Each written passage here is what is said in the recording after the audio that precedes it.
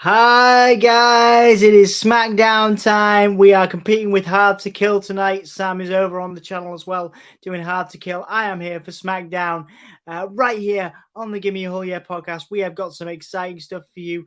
Bray Wyatt is confirmed to be on the show. Vince McMahon, is he going to touch creative? Who knows? We will find out in a very, very, very short amount of time. We also have a special guest, the returning Andy Spores from Rush on Rock will be back for us as well. Let me find an intro. Who are we gonna have? Let's be a bit weird. Let's be a bit different. Let's have Sami on a SmackDown. Let's have Sammy Guevara on a SmackDown.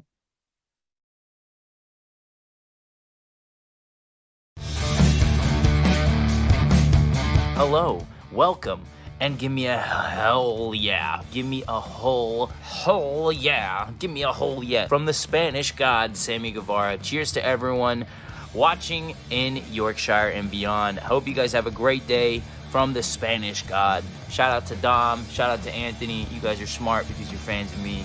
And anyways, have a great day. Yeah, I'm all right, Michael. Thanks for being here. I'm good. I'm happy. I'm watching SmackDown on BT Sport here in the UK. I'm going to be joined shortly by my special guest Andy Spores, who joined us for the chat earlier on about who WWE will sell to. Go and check that out. Andy is in the backstage area. We'll bring him in. Apparently, we're having trouble streaming to Twitch today, which is a bit of a shame. But let me see if I can fix that, because that'd be a shame if we can't get onto Twitch. Before I bring Andy back in, let's see if we can get that. There we go. We should be live on Twitch again. Yeah, there we are. Technical backstage issues. It wouldn't be the Gimme a Hole Yeah podcast without a botch. But to save us, we're bringing in Andy Spores from Rush on Rock to bring some personality to the podcast, to bring a little bit of flair, a little bit of dynamicness. Dynamicism, dynamicness. It's too early, mate. How are you feeling? You came on our who WWE will sell to, who will buy WWE stream. You have been busy this evening with us, unplanned. You are here for SmackDown. How are you feeling? I'm sorry for manipulating you onto the SmackDown stream. It wasn't my intention. Although that is a massive contradiction. I did not intend for you to be here and to be spending your time where you could be lying in bed relaxing or just chilling and watching SmackDown here. But here you are nonetheless. How are you feeling, mate? Where else would I want to be on a Friday/Saturday morning? Friday night/Saturday morning.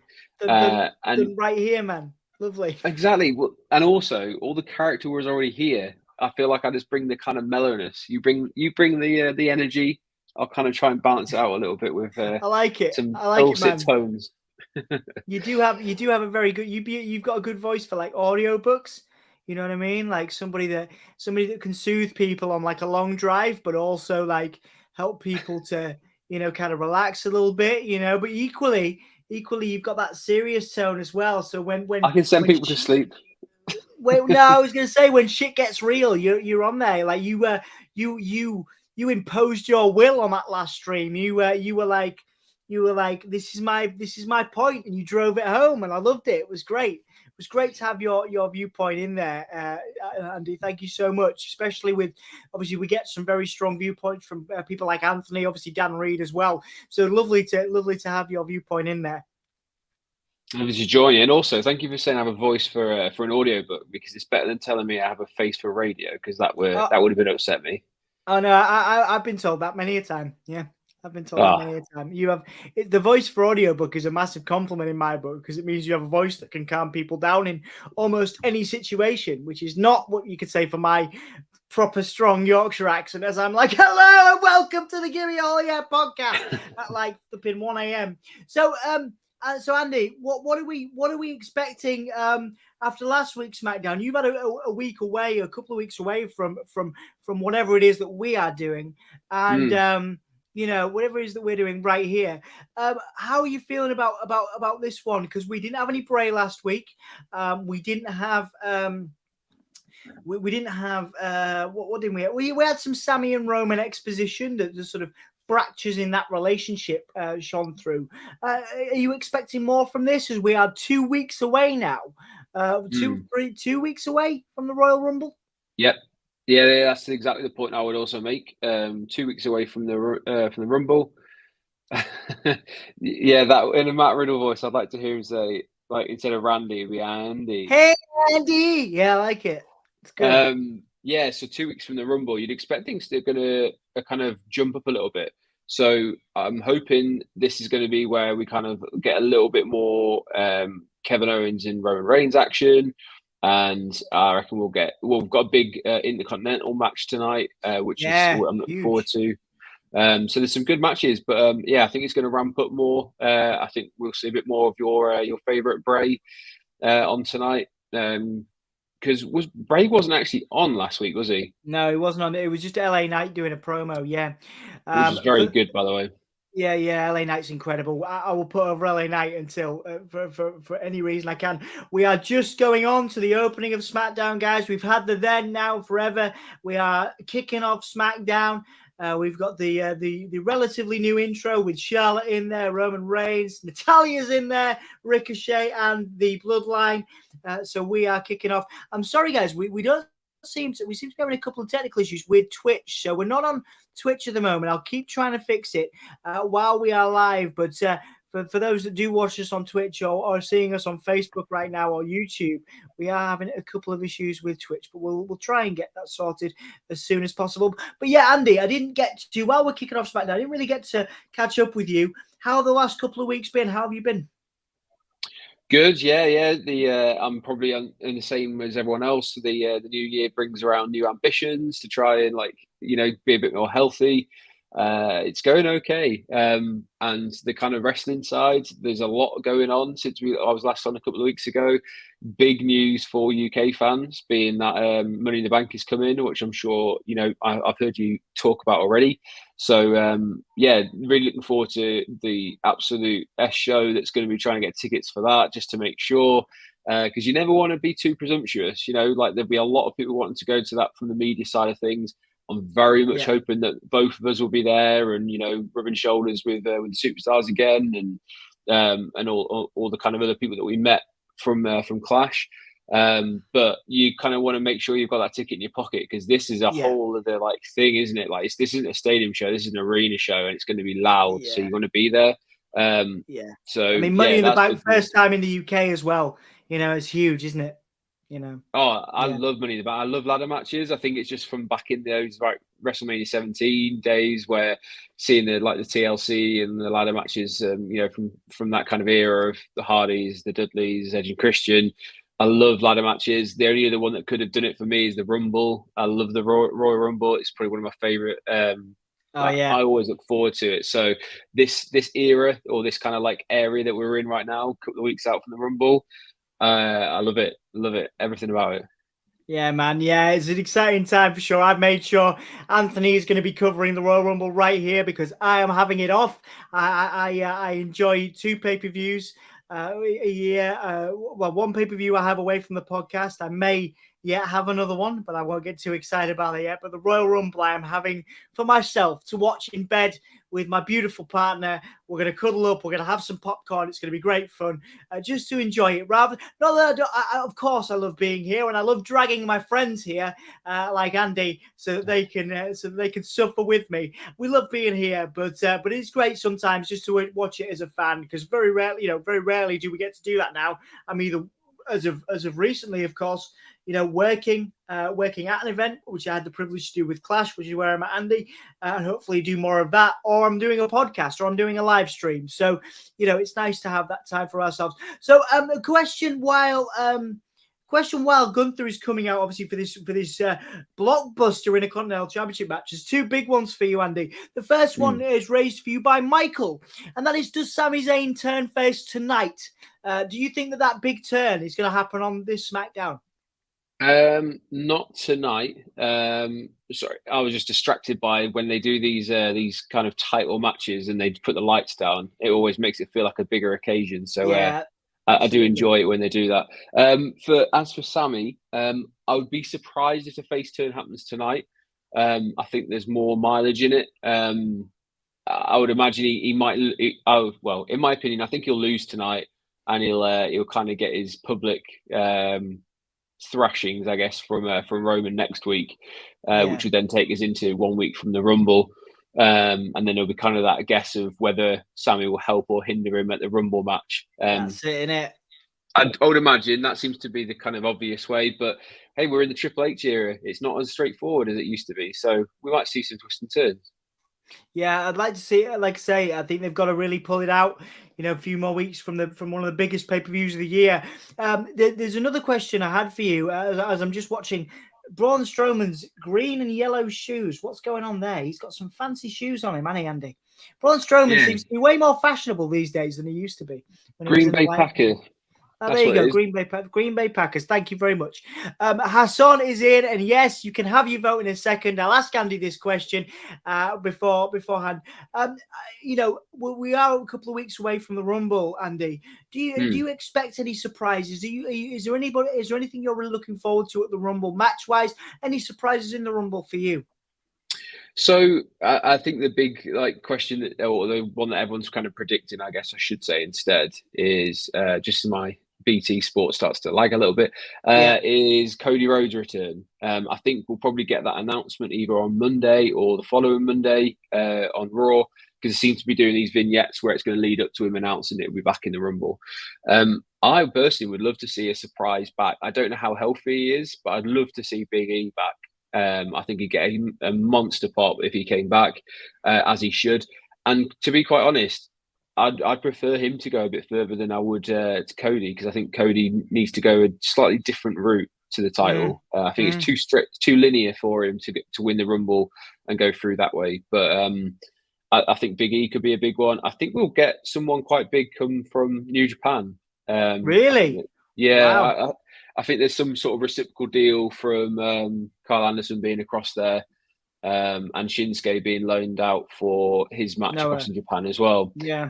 So I think watch that space. I think there might be someone across. There's big rumours about Jay White, I think. Oh, I love Jay White so much.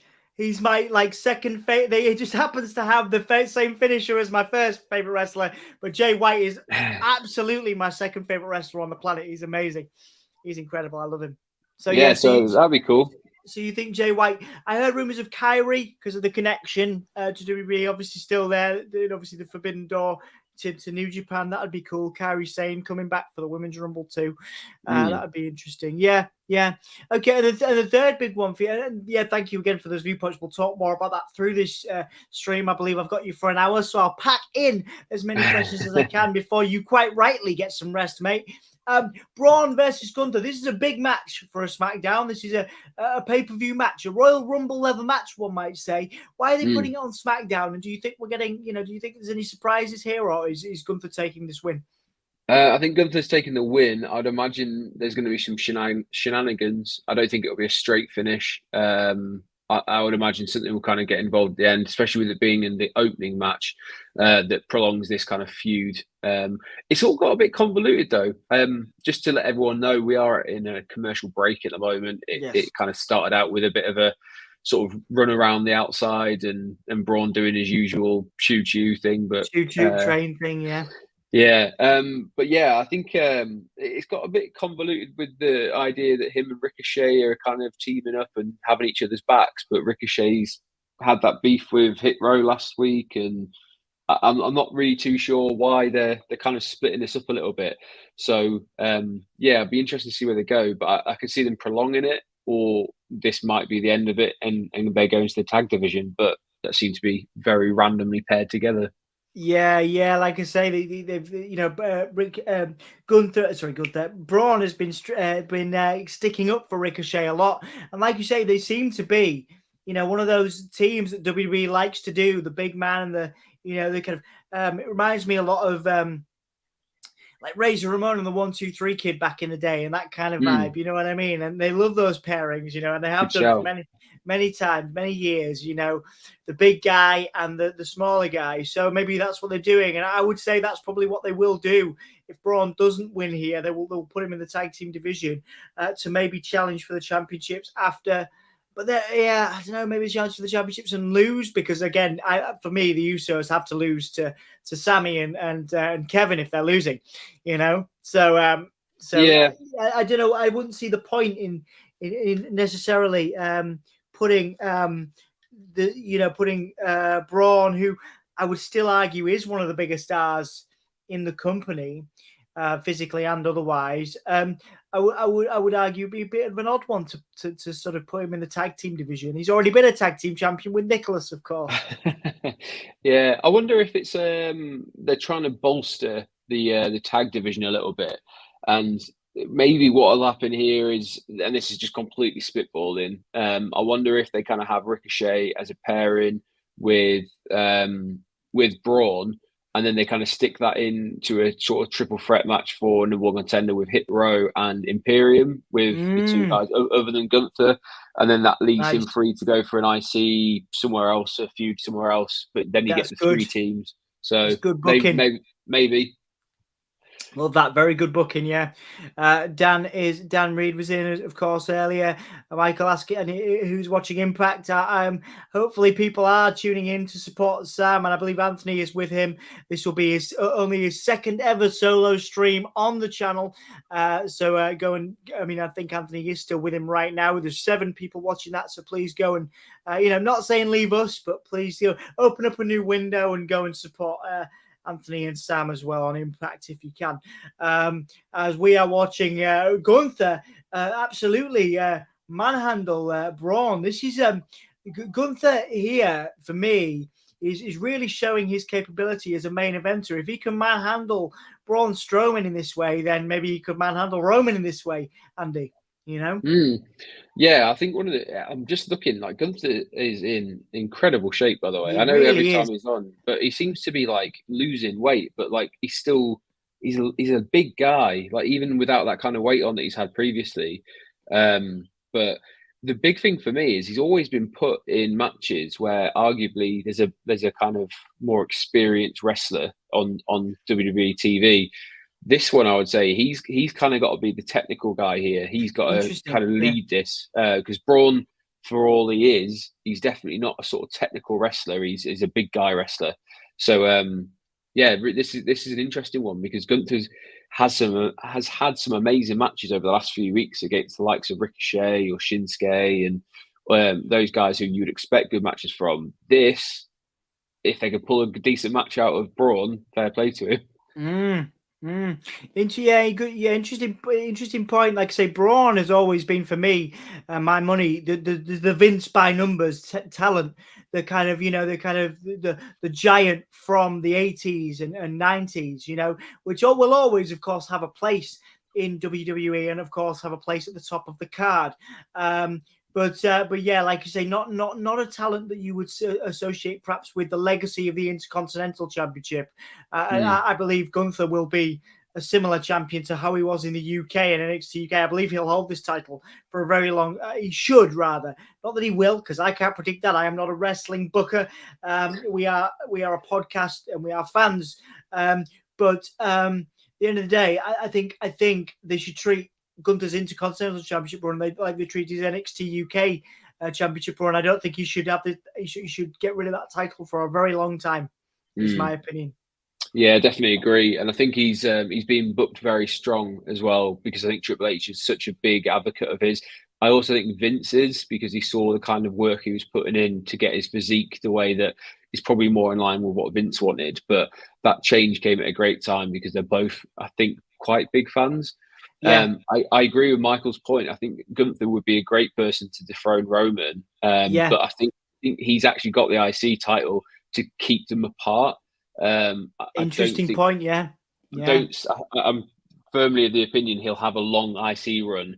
But the minute he drops it, I would expect him to move up to that main event slot. So while he has it, I can't see that he's going to be up in the main event. I firmly believe it's a vehicle to separate them, to be honest. I think you're right. I think a lot of people are clamoring for that Gunther match.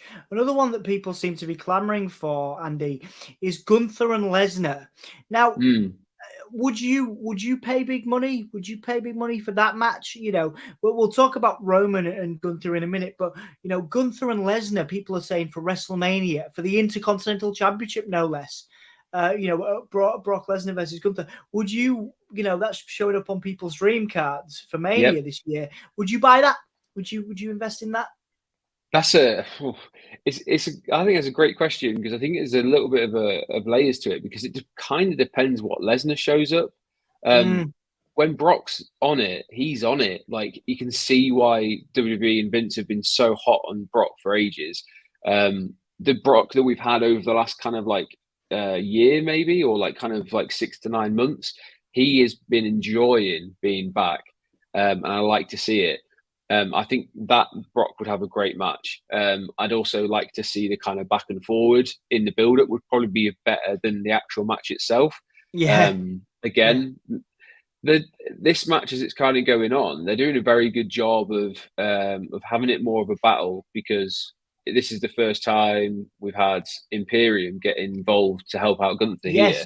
And it's been a bit of a technical match so far, which has been quite surprising. It has been good, yeah. Braun Strowman getting a desperation power slam there on Gunther. 1, 2. They're selling, of course, that it wasn't a proper power slam. It was a desperation move, Andy.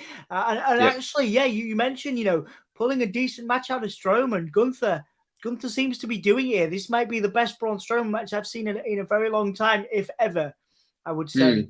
I've not seen Braun Strowman be pushed in this way for a long time. I don't know if you, because you watch a lot of wrestling like I do. I mean, that might be a bold statement on my part. Again, arguably, one of the best Braun Strowman matches I've ever seen. Your thoughts on the caliber of this match versus things you've seen? Because Gunther to me and my mind brings a good match out of anyone. So Gunther's good matches are like, he has a good match every time he takes a wee. Do you know what I mean? Gunther is just that good. But Braun less so. He's more a spectacle performer, more a Hulk Hogan in this context. Yeah. So, but what are we seeing here? Are we seeing a Braun Strowman technically good match? Yeah, because one of the ways you can kind of gauge it, and it's not always the case, there are exceptions. We have gone to another break here. So that means they've gone at least 3 segments, which is quite a big chunk of a 2-hour show.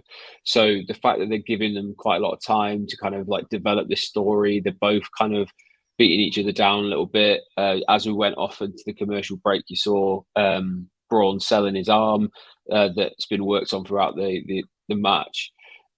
That's the kind of stuff where you look for it as someone, I guess, when you watch as much wrestling as we do, you start noticing those patterns that this is probably going to be a good match because they're drawing it out a little bit. They're letting it breathe. Whereas what we normally see from Braun Strowman is he'll beat him down in the ring. He does his kind of like turnbuckle, like runs into the corner, do his little choo-choo train around the outside, slam 1, 2, 3, head to the back, and it doesn't even last one section of Raw. Whereas this is going to go 3 segments of SmackDown. So lots of time, and so far it seems to be going pretty well. Yeah, I'm very impressed and very interested to see what they do with the end of this. And I mean, while we've got a little bit of time, talking about, obviously we are talking about the Rumble. We are going into the Rumble. One of your favorite pay-per-views you mentioned. What are some of your greatest Rumble memories, Andy? Tell me, have you got a favorite one where you've watched it, or you've something you've emotionally connected to a Royal Rumble? So I think most people around my age remember The Rock winning in Madison Square Garden, the Royal Rumble 2000. It was, when you watch it back, the talent that was in it, because of how many injuries there were, it wasn't that great a Rumble match itself. But I owned it on VHS. I think I rewound it so many times to watch Kai and Ty get thrown out of the ring repeatedly, and when he just splats on his face and Jerry Lawler's like wetting himself laughing. I remember that. But like even the card before it, you had the Intercontinental match, which was great. You had Kurt Angle versus Taz. And then of course we had the street fight between Triple H and Mick Foley, which is absolutely fantastic. I still wince when you see the bit where the wooden crate goes into Triple H's calf and just like punches it straight away. It's horrible. But yeah, man. I've got to say 2000. Yeah. Yeah, no, that is a classic one. I do remember bits of that as we are back in, and we've just seen Braun Strowman lifting Gunther up with one bad arm, or one kayfabe bad arm anyway. Strowman lifting Gunther up, showing his strength, showing that, like, that monster power that we have all come to know Braun Strowman for, as Gunther now working on that arm like the true ring technician he is. Sassy is here. Sassy has chosen us. Sassy has chosen us, Andy. We are moderator queen Sassy. We have been chosen. I'm gonna go and sabotage the other stream. I'll be back in a second. Can you call the action for a minute? We are seeing back and forward chops all over the shop here before a throat push by Gunther. This is kind of what more I expected out of this match. A brutal back and forward, but we're actually seeing Strowman get a lot of offense in as well. So some near falls, while Dom has disappeared. So I'm flying solo for a few minutes while Dom goes in there and gives some grief across to Sam, who's currently watching Impact. So let me know how it's going, guys. Were you enjoying watching SmackDown? I just went and said SmackDown repeatedly, and like a true saboteur. You must be feeling comfortable if you leave me on my own after only. Oh man, yeah, you're good, dude. Yeah, I know you're good. Huge clothesline from Strowman. I know you've got this, dude. Don't worry, you're all good. I'm surprised we don't get I'll be surprised if we don't get a reply from Anthony or Sam at some point. I've just realized as well, we've taken over their colors because we've got an element of stream. We've got a tier of StreamYard, right? Which costs a bit of money. But the next one up, we'd be able to have separate colors. But whatever is on our stream, except for not the on nows in the comments, but the colors are so they are currently on SmackDown colors now because of us. So we have well and truly. It's like Invasion all over again. It really is. It really is. I can't afford. I'd rather jump from stream to stream to find out what's happening. Well, that's great, Michael. We are happy to help. There's 18 people in. Thank you guys so much for watching. We are covering SmackDown. If you could like the video, that's awesome. If you could subscribe to the channel, please do. It does help us out. We're watching Braun Strowman take Gunther up to that top rope. We're going to see a super duper plex now, Andy. What is this going to be a ring breaking moment? No, Gunther is countering. Gunther is countering the arms of Strowman. Are we going to get something nasty here? Strowman chopping the midsection of Gunther chopping the midsection of Strowman rather. We've also seen we've seen a big splash from Gunther previous to this as well, which was a kick out from Braun, which doesn't happen all the time.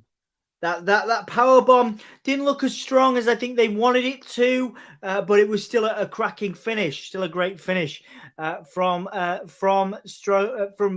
Gunther getting that power bomb and getting the win there. That top rope power bomb. Straight out of 2K22, the top rope powerbomb by Gunther. An awesome finisher. What did you think of that ending? Like I said, I don't think it was as strong as they wanted it to be. Maybe they were selling fatigue from both guys. The top rope powerbomb is usually quite impactful. But your thoughts on that ending? Gunther well and truly retaining there in let's give it up for Strowman. Let's put Strowman over one of Gunther's most difficult defenses. Yeah, that was a shame. I think the powerbomb kind of turned into he went down in stages, like kind of mid-air because he's such a big guy. His kind of body started going, but his legs didn't follow at start, which is a shame because it was good. That is probably one of, if not the best Strowman match we've had in terms of a wrestling match. But yeah, shame about that ending because he kind of puts his feet down as if he's going to jump backwards off of him. Getting the pin and. I'm surprised that was a completely straight, no screwy finishes at all there. Really, I didn't realize he's got the Austrian flag on his side belts. I don't know if that's a new thing or I just haven't noticed it before. Yeah, I didn't notice that either. No, it's an interesting spot there, Andy. Yeah. We're getting a recap here of we get a progressive match flow of. I might be slightly behind you, Andy, on this. So we're getting. I'm just seeing the Bloodline taking over SmackDown at the beginning of last week. As Norma is in, it's good to see Braun in a real wrestling match instead of a usual 2-minute match where he power slams an opponent and wins. Absolutely agree. Daniel says, "I'd rather watch Ant and Sam." We'll go there then. Go on, off you pop, Daniel. We'll see you later. Norma says hello, Sassy. No, we like you being here too, Daniel. But you go by all means go and see those guys. They're lovely people. Yeah, Norma says hello, Sassy. Well, of course, Sassy's not been feeling very well the last few weeks, so it's wonderful to have Sassy back and feeling better. Thank you again, Sassy. We're glad to hear. Obviously, as of last stream, you are feeling okay. Thank you for your support as ever, Sassy. Welcoming everyone in. Yeah, I know you'd rather watch Ant and Sam.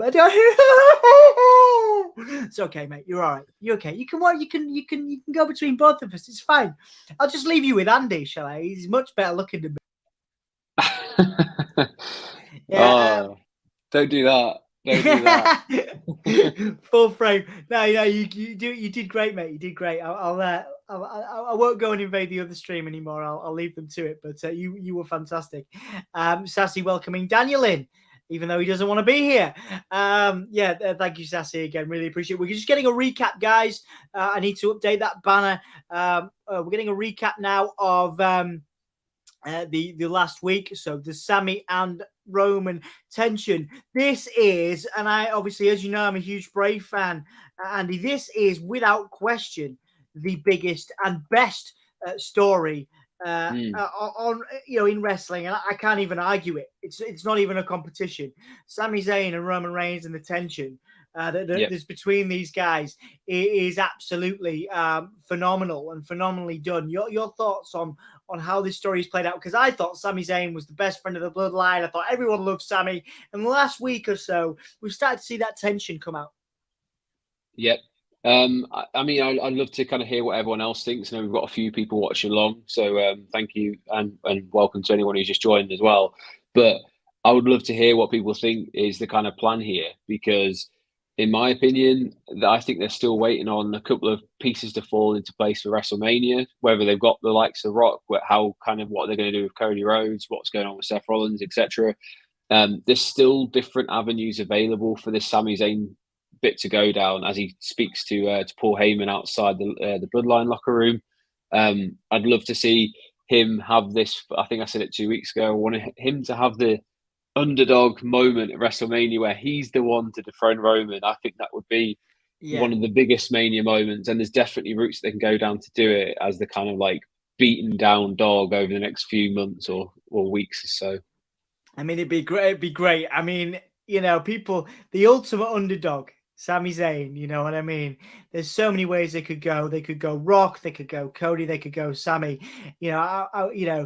People obviously mention Bray, but they should keep Bray as far away from Roman as humanly possible. So Sami, Rock, and Cody, it's a mouth-watering title picture. Give me a fatal four-way. Give me a fatal four-way between those guys, and I will jizz in my pants.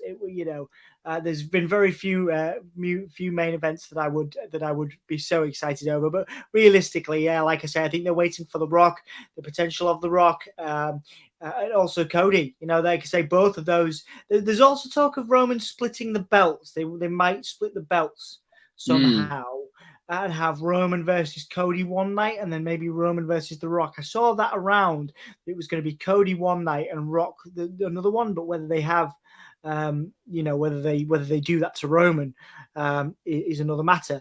But yeah, your thoughts on could they do that? Could they do 2 nights, 2 defenses for Roman? I don't see why not. I think they're kind of sowing the seeds, or planting the seeds, I should say, sorry, for him to get under the skin of people like Adam Pearce, because he's kind of sending the Bloodline to disrupt different shows, and eventually he might snap and say, you know what, I've had enough of it. You're going to put your belts on the line. They seem to hint on Raw that they were going to split the tag titles up. because there's a very Yeah. pointed reference to the Raw tag titles. So they seem to be splitting them up, which I think, I don't know. I think I would probably keep the tag ones together. I don't think the tag team has as much depth as the main roster. Sorry, the main event belts do. But yeah, I think there's ways that they could do it. I don't think I'd want to see The Rock wrestle for a belt, because unless he's going to come back for a run, and even then, I don't know how long he could go for, etc. But maybe there's a way they could split it before then. Yeah, interesting. Yeah. Yeah, like I say, how do they split it? That is a complication that, and let's bring that to the chat. You guys, those that are with us, how would you book this? We've got a little bit of time. We've got an hour and a half plus to go. So you guys tell us how you would book Sami Zayn, Roman Reigns. Would you bring Cody Rhodes back into this? Would you bring The Rock into this? Would you have Sami and Kevin Owens go for the tag titles and keep Sami away from the championship? Let's hear from you guys. You guys are the community that makes this thing work, makes it worthwhile for us staying up till 1:31. And I've obviously forced Andy to be here, but it's an absolute pleasure to have him as well. So I'm hoping that you get the bug and somehow you decide to keep coming back to us in guest slots or regular visits. Anyway, we got Daniel in saying Reigns is the best WWE wrestler of all time. Certainly of the last. There's an argument point for the last 10 years, 5 years, maybe, probably more likely 5 years, all time. Now that is, Daniel, that is a statement and a half, and we've got a break, Andy. So let's debate this. Who is your best wrestler of all time? Man, this feels like it's bigger than that's a big question for it is. SmackDown watch along. Best WWE wrestler of all time. I don't know. For me, he wouldn't even make it onto the the famed Mount Rushmore of wrestling. Personally, I think he's probably one of the best WWE wrestler of modern times in terms of maybe inside the last decade. I'm a John Cena fanboy. I think what he did in that kind of era where it was very difficult for WWE, he put it on his back and he carried it, and he took the hate and he took the adoration, and it doesn't matter. He was always there every week and he did his part. And everything you kind of hear about John Cena is he's such a great guy. Then it's difficult to argue that he wouldn't be up there. But I don't know, Roman, I still think is limited in terms of his actual wrestling in the ring, and needs a good dance partner in there with him. But when he does have one, he gets good matches. I think he's probably going to go down as the most improved WWE wrestler of all time. Because if you look from his days in the Shield to that kind of era where he was just getting booed the hell out of, to now, I don't think you can argue that he's not one of the best improved superstars, I'd say, or sports entertainers. Yeah, absolutely. I totally agree. Sassy, I know you don't think it's from because you think it's John Moxley. If John Moxley had a fart, you would love it. And that's with all respect in the world to you. I love you. Oh, you're saying Bruno Sammartino. Sorry, I was just thinking it was going to be Moxley, and because he's in your harem of men. You did say WWE, but that was. So Dean Ambrose wouldn't be, because I think he came into his own outside of WWE. That's true. You were right. Yeah. So Moxley perhaps of all time for Sassy, all promotions. But Bruno Sammartino there. 2K just tweeted who's watching SmackDown. Interesting. Well, maybe we'll get an announcement. Obviously, a lot of people love those games. Once again, so yeah, Sassy saying Bruno Sammartino. Are you going to say to me Moxley the best of all time in all promotions? Then Sassy, as you have every right to do. We currently have Rey Mysterio coming out, so we're going to see Karrion Kross here, I would assume. And he's been teasing a feud with Rey for a while. Yeah, so Rey's in his street clothes, as it were. He's not going to have a match or anything. He's in his kind of jeans and top. So yeah, I would imagine this is going to be the continuation of Rey versus Karrion Kross, who Kross put Madcap Moss or whatever he's kind of go Riddick Moss or whatever you want to call him in a Rey Mysterio mask after beating him in a mixed tag match last week. Yeah. So I think this is the first time we've actually heard from Rey. Again, very confusing, muddled up in the kind of viral social media stuff he's been doing with Dom, that you've got this feud going on at the same time. It's kind of difficult to take this seriously. So I'd imagine they're going to try and build this a little bit more because we haven't heard from Rey. I agree, and I think they're going to be building Rey and Karrion Kross for the Rumble. I would hope so. Yeah, they've got a lot of work to do here, and we'll listen in to Rey, and then we'll comment on it afterwards. So let's just we'll be a bit quiet for a second, guys. I do apologize. So Rey's talking about his family. He's talking about Dominic here. So again, not really focusing on Karrion Kross.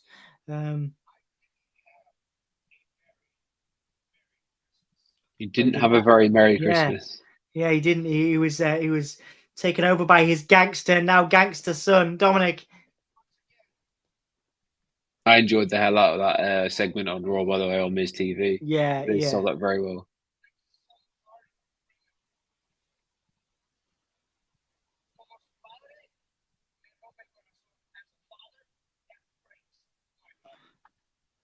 Rey saying that Dominic broke his heart by becoming a hardened criminal.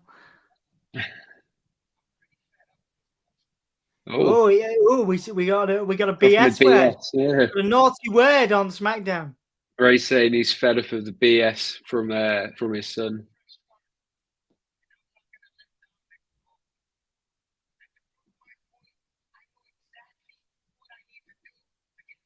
Did Rey get his Intercontinental shot? Or I don't think so. He's still owed it. Still owed it, I think. Rey Mysterio wants to repeat history and win the Royal Rumble. And he's Karrion Kross. Sorry, Daniel. We've had a couple of issues with Twitch. I do apologize. I'm really happy that you can get us because on my end it says it's not working at all. So happy that we are there. I do apologize that there's maybe some issues with the date as Karrion Kross now coming out looking very smart, looking like a BDSM businessman in his leather coat with Scarlet on his arm. It looks like she's wearing like a sort of smoking jacket, but like longer. It's interesting choices all around in this ring. Absolutely. Of course, Rey Mysterio just announced himself for the Royal Rumble, which means we are not getting Karrion Kross versus Rey at the Royal Rumble, but we may get Karrion Kross in the Rumble as a result of that. What do you think of Karrion Kross since his return to WWE? That is an interesting question. You see, I understand why Triple H brought him back. I know he was a favorite in NXT. I liked his work on the, particularly in Impact with as Killer Kross. I'm not sure he fits into the WWE mold as well as perhaps people want him to. That's just me. I think he's a great talent. I think he's a fantastic talent, a world beater on the indies. But what I'm trying to say is, for me, as an indie, on Impact and the indies, he did a cracking job. He was on Ric Flair's last match, for example. He's a big dude, a bruiser. But in WWE, I'm not sure it translates well. You know what I mean? And that's for me. But your thoughts, Andy, as we're seeing Karrion Kross addressing Rey. I thought it was an interesting return on the basis that I think the reception he was getting when he was NXT champion was lukewarm at best. I agree. I was at the Ric Flair's last match event, and he had a match against, I believe it was Davey Boy Jr. Yeah, that was it. Yeah. It was flat. The whole match was flat, and that's not to say either of them can't go, because I've seen them both separately have decent matches elsewhere, but there seemed to be something missing and something not clicking. So it'd be interesting to see whether already kind of Kross was ready to come back into WWE and was kind of maybe not phoning it in, but maybe just kind of making sure he wasn't getting injured and he was ready for his return, because I believe he returned a few weeks after SmackDown. SummerSlam in Nashville. So I don't know. It's just something that kind of misses for me. I think he's got the entrance is stunning. Amazing, yeah. I think Scarlett does a great job as like an old school kind of like I don't know, it's almost like the golden era managers that people used to have, and they used to kind of get involved and that kind of shenanigans. I enjoy that. The only thing that's missing is like maybe he just needs that one, as I said before, dance partner to really elevate him into like the next kind of tier. I agree.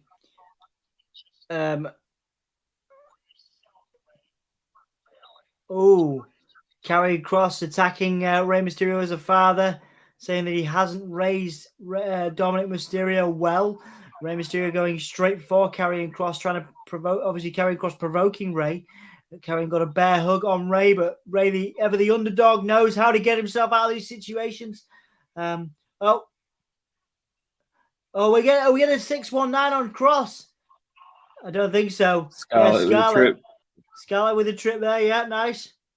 And then there's the cross jacket. Cross jacket core on Rey. Wow, nice. Yeah, this makes, see, for all that stuff you were just saying, totally agree with you. It hasn't, some of it's fallen really flat, but maybe this is the star-making performance. Do you think this is the future to do it? Because you would have argued Drew would have been the perfect one, but perhaps it is Rey. Perhaps it is Rey Mysterio that is the making of Karrion Kross as a main roster superstar, so to speak, Andy. Yeah, Drew was an awkward timed feud to kind of go into, and again, there seems to be, for all the kind of good things that Triple H has done on the creative side, there does seem to be the occasional overlap where it gets a bit confusing as to what we're supposed to be kind of concentrating on. Which sometimes works because then you're like, oh, I wonder what could happen. It's that air of mystery. But then there's other times where it kind of gets a bit, befuddled. And we saw that at Clash where he was kind of there on the front row, but it took a while for Drew to come back and then have that match. And I think Drew losing on home turf didn't help. As that kind of segment comes to an end and we go to a backstage with Liv Morgan. Emma and somebody from NXT, I believe, talk about the Royal Rumble. There's Raquel as well. Sorry, it's the Raquel. One who was Maxine Model. Maxine Dupree. Yes. So Emma and Maxine and Raquel, they're talking about the Royal Rumble and Liv's desire to enter at number 1. Emma showing concern for Liv's choice there, which I don't understand because it's every woman for themselves, every person for themselves. Liv now slapping Raquel, and we're getting Liv versus Raquel. This is odd, unless you're turning Liv heel. I think we'll see Raquel go heel here. Liv, you're on. So we're getting Raquel and Liv. And also, when you said that she slapped her, she slapped the taste out of her mouth. That was nothing pulled there. No, absolutely not. Absolutely not. Yeah, interesting. What is this? So this is Xia Li, is it? Yeah. Awesome. I haven't seen Xia Li really make an impact recently. Certainly, she's had different gimmicks and different. She was in the crowd the other week and she was attacking somebody. But I don't think people are.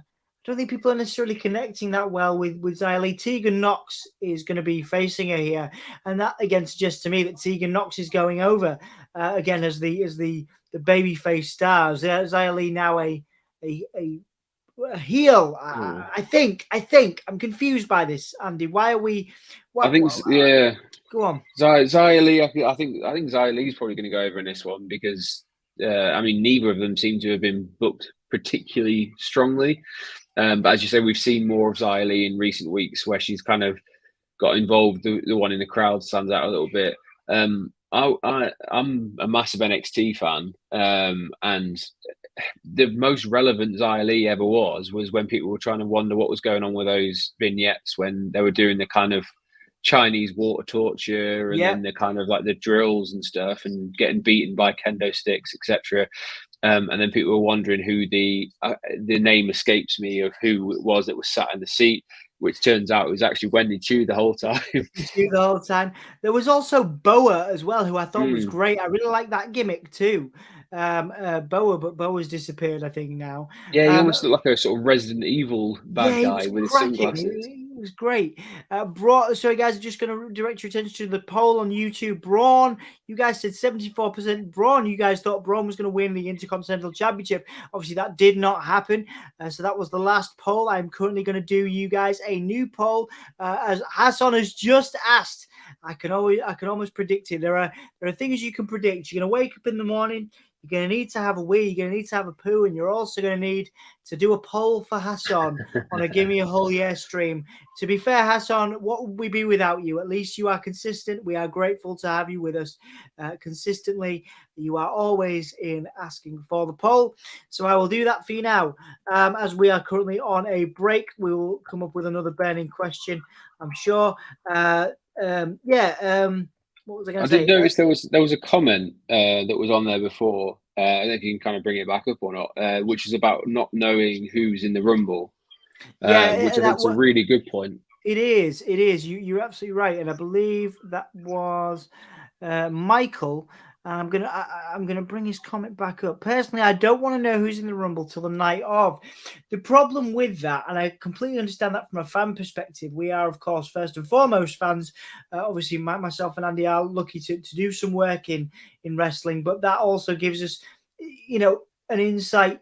From the WWE's perspective, they have to sell the tickets. They have to fill the arenas, and I think the idea of not knowing who's in the Rumble until the night is a romantic idea. The surprise, every instance is a surprise, but you need to sell tickets. So if you know that Liv Morgan is 1 and you know that somebody is 30 and you know those guys are going to have a good showing, or you're going to have a solid underdog story with Liv Morgan, for example, then you might sell some more tickets that way. I think, again, very romantic and idea, Michael, from my perspective, and we'll get Andy's thoughts on that in a second. Love the idea of that, but practically, business is business. We've talked about that in our previous stream. Myself and Andy were part of when we were talking about who WB is going to sell to.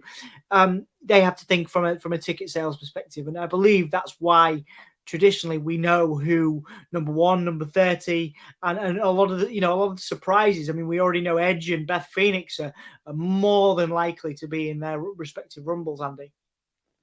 Yeah, I think I agree with pretty much everything he said there, to be honest, because yes, they have to sell tickets because you want to know certain names are definitely in there.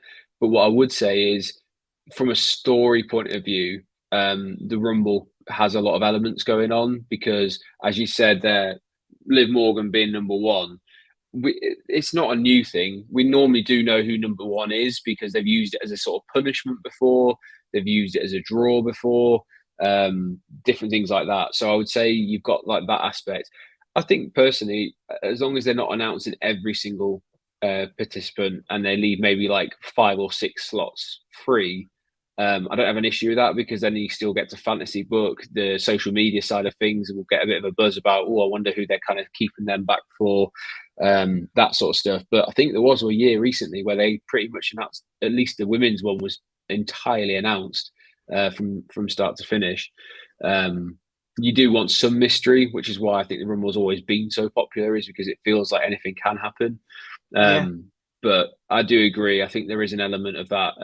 It looks like Dan could tell us from a different point of view whether that's true or not. But that's what's always come across to me, is that I know Seth Rollins is going to be in the Royal Rumble. Cool, I want to see it. Yeah. Yes, same for me. As we're watching Tegan Nox hit a senton in the corner, there is an interesting question that we'll get to after this match.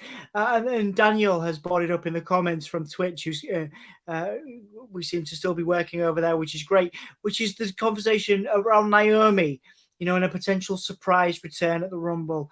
Naomi coming back. But I want to wait and finish this match first, because we have to give attention, of course, to Xia Li and Tegan Nox, who are currently in the ring, duking it out. Xia Li in control of Tegan Nox. Are you excited by Xia Li at the moment? Tegan Nox obviously riding the wave of a recent return, arguably one of the less impactful returns that WWE's brought back, but a favourite nonetheless. And I'm very happy for Tegan Nox. But Xia Li, are you sold on Xia Li's gimmick? Are you excited by what we're seeing here and what we've seen over the last few weeks? Not really. I think she comes across as quite. If you follow her on Instagram, she seems like she's actually a really nice person. But when it comes to I don't like her entrance. I don't get her gimmick. I don't get what it's supposed to be. They kind of had that weird cartoon thing that they did when she was first introduced, where she was a defender of the defenseless and all that kind of stuff, and that I liked that. It was kind of interesting. But since then they've kind of lost the way. I really want Tegan to do well. I think she's great because of the British wrestling side of things, and she did a lot across here in the likes of Progress, etc. I'd love to see her do well. Obviously, having horrific knee and ACL problems and things like that, you kind of want her to do well from that aspect as well. She needs to find a way to resonate with the audience, and I think she needs to do it quite quickly as well. I loved her stuff against Dakota. I thought that was great back in NXT. Yeah, I love her, the shiniest wizard, which we have just seen now. The shiniest wizard being hit after Xia Li missed. You've got it right. You called that absolutely spot on. I did, man. That was crazy. I've never done that before. That was a quality shiniest wizard after Xia Li missed a really cool sort of running Trouble in Paradise style kick there. Actually, not a bad showing from what I saw from Xia Li there, and of course Tegan Nox as well. Again, hoping week on week we get more Tegan Nox connecting with the audience, and we can continue to hope for that as well. Both these characters, both these athletes deserve better, I think, and are obviously very interesting talents, as we're currently now seeing. We're recapping last week, Solo Sikoa taking out Drew and Sheamus, who I believe on Twitter, Banger Bros. Banger Bros. Yeah, that's what I'm referring to. Yes, they're now referred to as the Banger Bros, the tag team, Sheamus and Drew. Interesting. Yeah, so they missed their opportunity last week to win those tag team championships because of some interference by the Bloodline. Now let's get through that question. Let's get through that question back that Daniel brought up really quickly. We're currently. So I missed that. The Viking Raiders, after the show last week, the Viking Raiders took out Sheamus and Drew. So clearly that's Sheamus and Drew's next feud. The Viking Raiders with Valhalla, who blatantly steals from Max the Impaler, but obviously still a great looking gimmick, still a great looking vibe. The Viking Raiders are currently on now. They are currently good. I think they're going to talk about feuding with Sheamus and Drew. What do you think of this? What do you think about the new and improved, or the darker, more intense Viking Raiders, Andy? Yeah, sorry, I was just kind of interested because I'm not sure if this is the first time we've heard Valhalla, as she's now called, talk for any amount of time. Viking Raiders is a weird one. I saw them at a uni show, in Newcastle. No way. For I think it was I forgot the Defiant when they changed the name, when they used to be WCPW, but they were up here. I'm sure it was the Viking Raiders versus the Young Bucks, and the Young Bucks had forgotten. They hadn't forgotten. Sorry, they had all their gear confiscated at the airport because they had all their merch and stuff in it. So they were literally wrestling in street clothes, which was mental. So that very very good match. So I've seen that they can have incredible matches. They were pretty decent down on NXT. But again, I don't know if maybe the gimmick's a bit too much for the kind of main event, the main roster or not. But they haven't. I think they've been punctuated by injuries and things like that. So it'd be interesting to see if they get a prolonged time together to kind of put something on. I don't know. It's really difficult to look past the tag division at the moment, past the fact that it's probably going to be Sami Zayn and Kevin Owens. At WrestleMania, that's booking for the next 3 months or so. So all the other tag teams kind of have to kick their heels a little bit, I guess. They do. That must have we've gone purple. I'm assuming from from the other side. So let me turn it back. I'm assuming they're doing that on purpose. Yeah. So the banger after banger, Drew and Sheamus talking about taking over the we get some Bray stuff. Oh my god, Andy, it's Bray stuff. Oh, there's a QR code there. Interesting. We haven't seen that in a while. I do want to talk about, as we go into the break, the Drew and Sheamus stuff. The banger after banger after banger. The banger bros, Andy.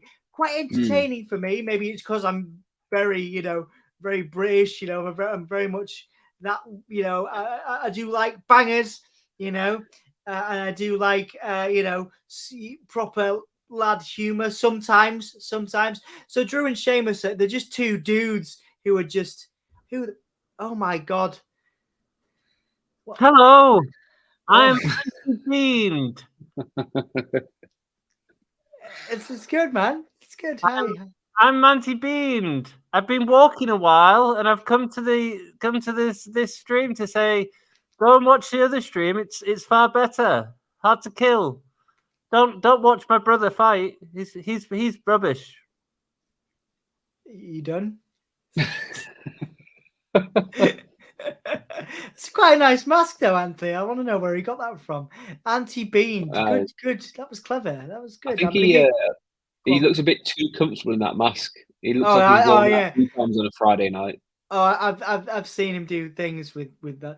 I'm gonna give you a champer clap. Oh no, there's another one. You forget I can see what you're doing on the back end, which is not a sentence that I thought I'd be saying today. I can see you in another mask there, Anthony. Sorry, Anthony's disrupting our stream with his delightful Anti-Beamed character, which I certainly want to see again. What was my train of thought? What was I asking you, Andy? I was asking you something. Banger after banger. Banger after banger. Yeah, Sheamus and Drew. Your thoughts on the lad culture tag team of Sheamus and Drew? I don't mind it. I wish it feels a bit thrown together because they don't really know what to do with either of them at the moment. It will be my only issue. But at least they have history, and they kind of know each other, and they've had a lot of matches together. I thought when you said that you were a big fan of, and then you kind of finished that off by saying like Bang Bros or something, mate. Yeah. I'm not sure it's the right form. No, I'm not sure it's the right form either. But it's okay. Who are we now? Oh god, they're getting scarier each time. I'm Grandpa Howdy Wyatt. Okay. Now, okay. You've spelled Grandpa wrong. I mean, I'm dyslexic. You should be used to it. There's a D in the middle. Yeah. Oh my days! I'll be back in a second. Oh my days! There was once we before we did live streams in the pandemic. We used to pre-record videos, and hello. I'm telling Andy the story about when you confused Redbubble for something else. I didn't confuse. That was Anthony. I'm Grandpa Howdy Wyatt, and I've got a really convoluted storyline to tell you about. Well, it's Impact's going well then. Yeah, we're smashing it here. We're smashing it here, mate. Yeah, thank you guys. There's 26 people in. Thank you so much for watching. Thank you for being here. If you could like the video, please do. If you could subscribe, please do. Anthony, your mask is off. Jesus, mask is slipped. The mask is slipped. We've been in a commercial break. There's nothing going on right now. Yeah, Yeah, we're getting an advertisement for Hardy, and every time I see it, I get confused because I think of Jeff and Matt, but that's a musical artist. Oh my God, here we go! It's happening! We're getting some fireflies. Holy yes, word! I'll watch this. Anthony looks so confused right now. No, this is Andy. Have you ever seen him like freak out over the Fiend? Like he's going to say that all of this is great stuff, and actually, what you're going to have is Uncle Howdy standing there laughing weirdly for ages. The door's happening. I couldn't. You sound like a robot to me there. So you're not getting in. You're not getting in my fun of. You're not getting in the way of my fun of Bray Wyatt entrance on SmackDown right here on the Give Me a Hell Yeah podcast. 25 people watching. Thank you guys so much. I am Dom. That's Andy. From Rush on Rock, and that one is Anthony, who is just invading the stream because the numbers here are better. How is Sam doing? Is he all right? Like legit, is he all right? Yeah, he's doing great. Yeah, he's doing a really good job. I'm glad. I'm proud of him. It's only his second ever solo stream as well. He's doing really well. Good. Are you enjoying SmackDown? Watching? How is it? Well, if really he's good. It's been really good. Going to come on. It's been really good. It was rubbish last week, wasn't it? Braun Strowman and Gunther had a banger of a match, actually. Yeah, they broke the ring, apparently, yeah. Didn't break the ring. No, I thought they were going to, but they didn't. There was a top rope. Yeah, I thought I'd join you for a minute.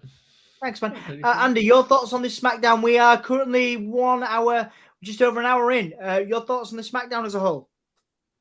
Yeah, really good opening match. I was saying at the beginning, it went 3 segments, so they gave it plenty of time to tell its story. Probably one of Braun's best matches. Not that that's saying a lot. And then we had that kind of weird match between Xia Li and Tegan Nox, which was very quick. Not that either of them are particularly on fire at the moment with the crowd. So a bit of a mixed bag match-wise, but we're building up, I think. We've still got a lot more to go. Lots of comments coming in, by the way. I see. Drew joining the Brawling Brutes would be a good stable for the Bloodline to fight with. Absolutely. Laughing away. Howdy family reunion. Indeed. They have done that recently. And Drew, obviously, and Sheamus are now teaming together as the Banger Bros. Legit. That is their tag team name. Sorry, Dan is asking you, I believe, Andy, what promotion the Viking Raiders were over for. I think you said it was Progress, or I think it was Defiant. It used to be WCPW. I can't remember if it was which one it was because they just switched very quickly. But it was definitely over for that. Okay. Thank you for that insight there, Dan. I need to read some comments as Bray is coming in. I love this entrance. We'll get a few more comments done before Bray gets into the ring. Must have been a cup of coffee, as they wouldn't have women's wrestling for most of their time when she was over here on the scene. Wait, what was that related to? Nixon. Did Nixon work Progress?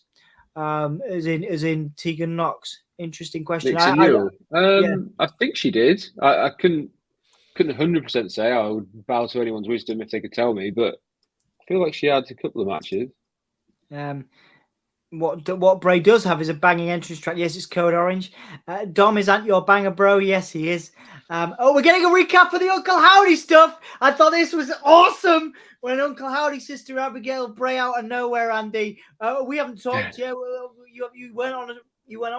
Wait, were you on for that one? This was the one I was on for. Yeah.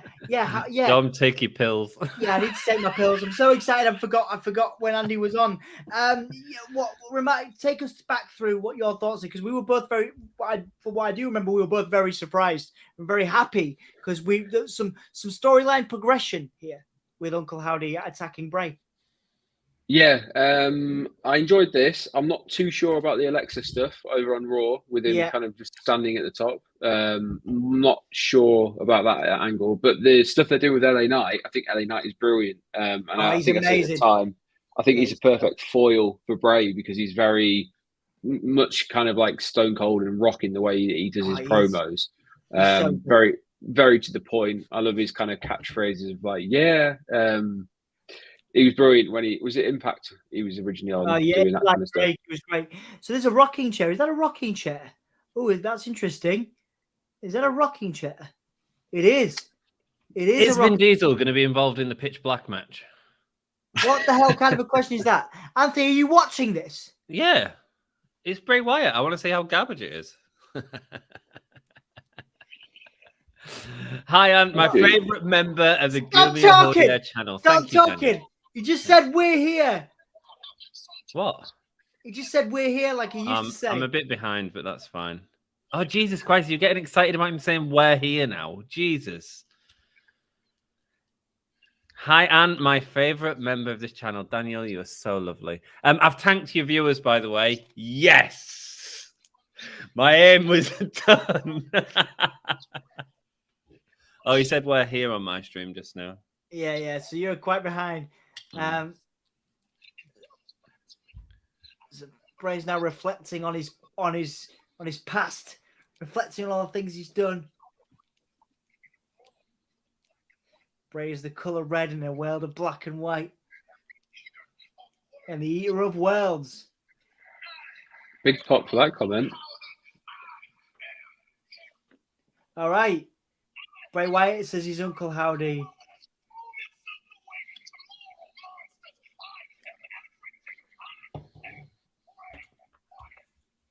All right, here's Bray Wyatt. Lots of cheers to that. Bray reminding us of his name.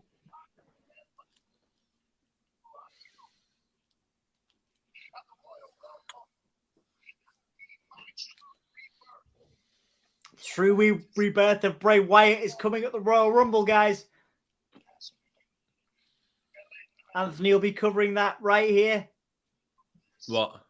Rumble. Oh, yeah. That's Bray Wyatt. When the lights go out, LA Knight should run. Old school promo. Old school stuff. Oh, that's all we're getting, though, man. Oh. It's dragging out way too long, man. It's all this is a rambly promo, man, like he used to do. Rambly rubbish. Interesting that they did the old school cult leader Bray Wyatt, where they had the outro with the weird like horn thing that he used to have. Yeah. So we're currently getting Sami Zayn and Kevin Owens backstage, obviously setting up there. They've got a match later on tonight, which is going to possibly tease, as Andy said, the disillusion of Sami and the Bloodline. We'll wait for a break and then we'll review some of that stuff with you guys. You see, Anthony don't want to be here. He can't cope with the pressure of more than 4 people in. He says that. Look at my numbers on Dynamite every week. My numbers are better than yours. You for the first wanker. Right. Sorry, YouTube. Right. Anyway, yeah. Sami Zayn. Let's focus on this. Sami Zayn and Owens.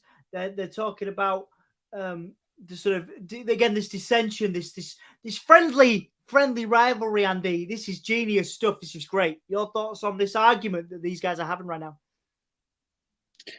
Yeah, they're playing it the way I think most people would hope. It's they're not laying into each other backstage. They very much seem like 2 best friends who have had an argument. That's the kind of tone that they seem to be going down, and it kind of keeps that intrigue going as to at some point they're going to get back together as a team, and then we'll probably see at some point that they fall out again because let's face it, that's what happens with Sami Zayn and Kevin Owens. We've seen it a few times in WWE, but it never seems to get old. They're just very, very good. I can't believe that, Dan. What is going on? Have you taken something? Are you all right? Great to have you here, Dan. But tell me, you like this Bray Wyatt stuff? That's like the most shocking comment I think we've had all year. I mean, certainly maybe even last 2 years. What is it that you're enjoying about the Bray stuff?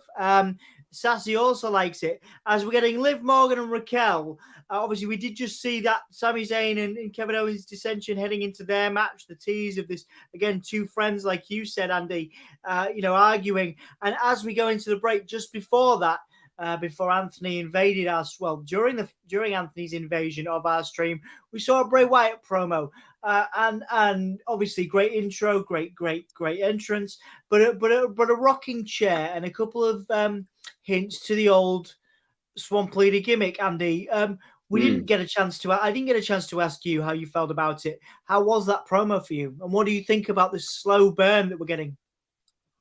I think I said 2 weeks ago, I actually don't mind the kind of slow burn. I think the too much is kind of thrown in and then disposed of within a couple of weeks. I think the fact that they've put a line in the sand and say this is happening at the Rumble should quieten some of those kind of doubts or kind of comments about him not being a great wrestler. Hopefully he does have a good match, but his mind works very differently from anyone else's in WWE, and that should be celebrated. I think the Fiend stuff I really liked at the beginning, and it kind of slowly became a bit too much, so he has to kind of be careful, and I think that's what they're doing here, is they're kind of building that lore behind this character, behind Uncle Howdy, behind where his head is at the moment, and seeing him go back to that. I think I actually really liked Eater of Worlds Bray.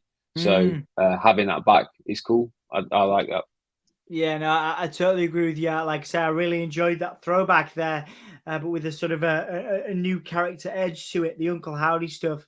Interesting that he said, I am Uncle Howdy, I am Bray Wyatt and stuff, kind of, he is everything, that kind of, what was it, the color red in a sea of black and white. I do love that. I think I figured out why Dan loves it so much. It's because you're a movie fan, right? I'm assuming, but Dan is a big movie and film fan, so maybe it's that long-term storytelling. Hassan, your vote is there. You can access that right now. This has been interesting. I like Bray and the Wyatt family. I like what the Fiend was originally. It's what it became that turned me away. Interesting, you and Andy agreeing there on that point, Dan. Is it because you? I don't want to assume with you. So, like, is it because again that storytelling? You like a good story in that way? I do overthink. That is what I do.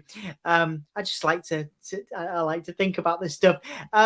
Yeah. Maybe it is that. Maybe it isn't. It is simple and it's just like good storytelling. But for me, as we said, Andy, a few weeks back, that with that generation, aren't we? Where like we're so used to we had dial-up internet, but then we've also had our phones giving us everything we need at our fingertips. Including the Banger Bros. So I mean, it's weird for me because I am impatient, but equally my favorite performer on television, is back, but the story is taking ages. But actually, maybe I do need to be more patient. Like Dan has said, like other people have said, that patience can be really beneficial in a wrestling context, Andy. Yeah, and I think because he does, I think there's technical issues here. I don't know if you see the feed, because it kind of came back onto Green Bay Packers being advertised, and BT didn't seem to like it. Oh, here we go, back onto Aaron Rodgers and Green Bay Packers. Yeah, Green Bay Packers. Yeah. Yes, the Bray Wyatt. I don't know, maybe Dan's different. He did a lot of little things for Eater of Worlds very well. His attire was very. Again, if it's a movie theme, it was very Robert De Niro in Cape Fear kind of esque. And like him in that film was very unhinged. I like he kind of channeled that sometimes. And then kind of jumbled that in with his own kind of thing, and having that cult leader status as well was cool. That family, even the Wyatt family was very good. But I enjoyed that. I enjoyed the storytelling of going into when it was the kind of the fun house and seeing the slow burn into becoming the Fiend. I even enjoyed the first few appearances of the Fiend, but for me, it was that Hell in a Cell match was when it all tapered off too much. They gave him the belt and ruined him at the same time. As we're currently seeing Gunther talk through how dominant he was against Braun backstage, even though he's in the physio room getting iced up. Yeah. He's talking about going into the Rumble. So Gunther has announced himself for the Rumble. I'm not sure about Imperium, but yeah, Gunther in the Rumble. I'm just going to add that for like a couple of seconds because I think it's a notable point. Oh, that's on the other stream. That's also on the other stream. There we go. Gunther in the Rumble. It has been announced, and now we'll get back to Raquel versus Liv. You said Raquel's going heel here. For me, Raquel probably suits the heel role a bit more, but Liv Morgan's been teasing it for me for a longer time. Andy. I mean, they could do either, to be honest. But I think if you look at when Raquel was best, it's when she was on NXT.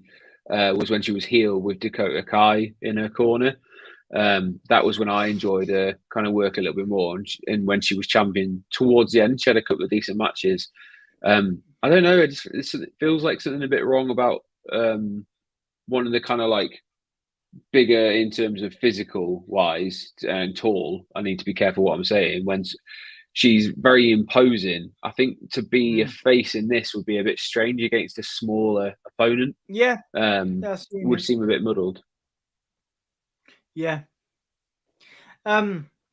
See, I was all right with the match, but how quickly he got the belt without an end game, it seems. You talk about Gunther there, Dan. Sorry, I think he's missed you. talking about the Fiend getting the Oh, belt. talk about, I believe. no, the Fiend. Sorry, yeah, absolutely. Yeah, totally agree with that one. Gunther and Brock come face to face in the Rumble. Now that is some mouth-watering booking from Bookerman Dan. In the crumble, I like it. In the crumble, indeed. I got to go. Have a good night. All of y'all see you soon. Yeah, good to see you, Michael. Thank you for joining us as you always do. We appreciate it. Andy appreciates you too. By Mox Buddy, Sassy sending love as Raquel being taken down with a Hurricane Rana by Liv. Liv now going back elbow.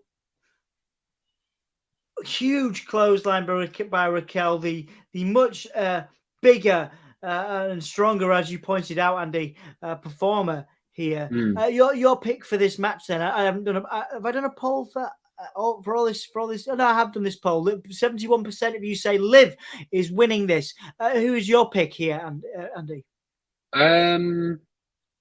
Yeah, I'd probably go with Liv, but I've been wrong so far tonight. I was the Intercontinental match, I think, was okay, but I've got the last women's one wrong. So I'm going to bow to you. What do you think? I'm going to say Liv cheats to win. They've also done a Royal Rumble spot. We're obviously getting to the time where they are going to be every 15 to 20 minutes. Someone's going to try in a singles match. They're going to try for some reason to dump the other person over the top rope because we're promoting the Royal Rumble. Liv Morgan hitting her head on the turnbuckle repeatedly for some reason. Liv's being crazy. Liv now. Oh, nice code breaker. Top rope code breaker. Nice. Don't spoil it for me, Sassy. I'm gonna go and watch. Impact after this. I'm really gutted though that Moose won because I love Joe Hendry. I believe in Joe Hendry. There is an interview with Joe Hendry on this channel. There is also an interview with Joe Hendry over on Soundsphere. We love Joe Hendry. Joe Hendry's great. So I'm sad he lost that. Thank you. I'm not mad at you, Sassy. I can't be mad at you. Joe Hendry's amazing. But we are here talking about Raquel and Liv as Raquel taken into the post there by Liv. A very resourceful Liv Morgan. Now putting Raquel back into putting her into the ring steps. Nice showing from crazy. Yeah, nice showing from crazy Liv here. Lord knows if they didn't try and throw them over the top, we'd never know what a Royal Rumble is. I know, right? Okay, so this is just solidified for me that Liv is wrestling as the face here because she's not once targeted the injured arm. She's broken. She could have taken a count out victory. So she's done neither of those things. But she's going well. She's now going for something, and she's going for the table. So she's definitely pandering to the crowd. Go. Yeah, she's going extreme. Extreme Liv is the idea. We're getting extreme Liv today. I'm sure Extreme Rules is later in the year, so she's going a bit early. Indeed. Oh, she broke the count again. Well done. That sounded really sarcastic. I wasn't. Sometimes they have to wait for the referee. I got it. They have to wait for the referee. Also, Liv's attire. Is this a new look? Like she's got a bit more colour back into it because she was wearing kind of like black, almost PVC stuff before, whereas tonight she's got short sort of Daisy Dukes and colourful top on. Yeah, we're doing the thing where she's normal, then she's not, and then when she's not, she basically goes villain. Yeah, hardcore Liv, basically. Rodriguez rolling off the table. Liv was going for the senton. Liv now on the top rope.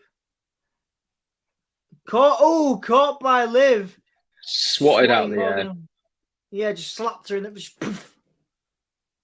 And now Raquel with that powerbomb. Yeah, 1 hour powerbomb, and that is done. One and done. 1, 2, 3. Nice. Okay, so you picked Raquel. Did you pick? Yeah, you picked. Did you pick Liv or Raquel? I'm pretty sure. I picked Liv. Okay. We both. There you go. Just swatting Liv Morgan away there into that powerbomb. Got to be thinking main event now. Andy, I would imagine Sami Zayn and Kevin Owens, but certainly a decent SmackDown. Once again, guys, for those that don't know, what we do at the end is we have a little review where we go over the show, some of the best matches, best performers, and a grade. Start thinking of your grade for the night, your match of the night, and your performer of the night. Obviously, we have at least one more match left in Kevin Owens and Sami Zayn. And I believe that was an interesting match, that, by the way, because neither of them really wrestled as a heel. So that was an interesting one there. Not too sure what they were trying to go for. We're getting a recap of Charlotte versus Sonya Deville here. Yeah, that's Charlotte with obviously a triumphant return. Haven't asked you, but again, Charlotte Flair's triumphant return to wrestling, and your enthusiasm for it, Andy. Were you enthused by Charlotte's return? Yeah, well, remember that she came back on the night I was last on a couple of weeks ago, and was quite surprised at the her taking the title straight away with all the kind of comments that have been made about how many title reigns she's had, etc. But it is good to have her back. She puts on good matches, especially when she's up against Becky, or she's even got a decent match out of Ronda, I believe, in the past. So I think now is the time that she needs to help the rest of the women's roster start building up a little bit more, and having good matches with the likes of Sonya Deville, the likes of Liv Morgan, Raquel, etc.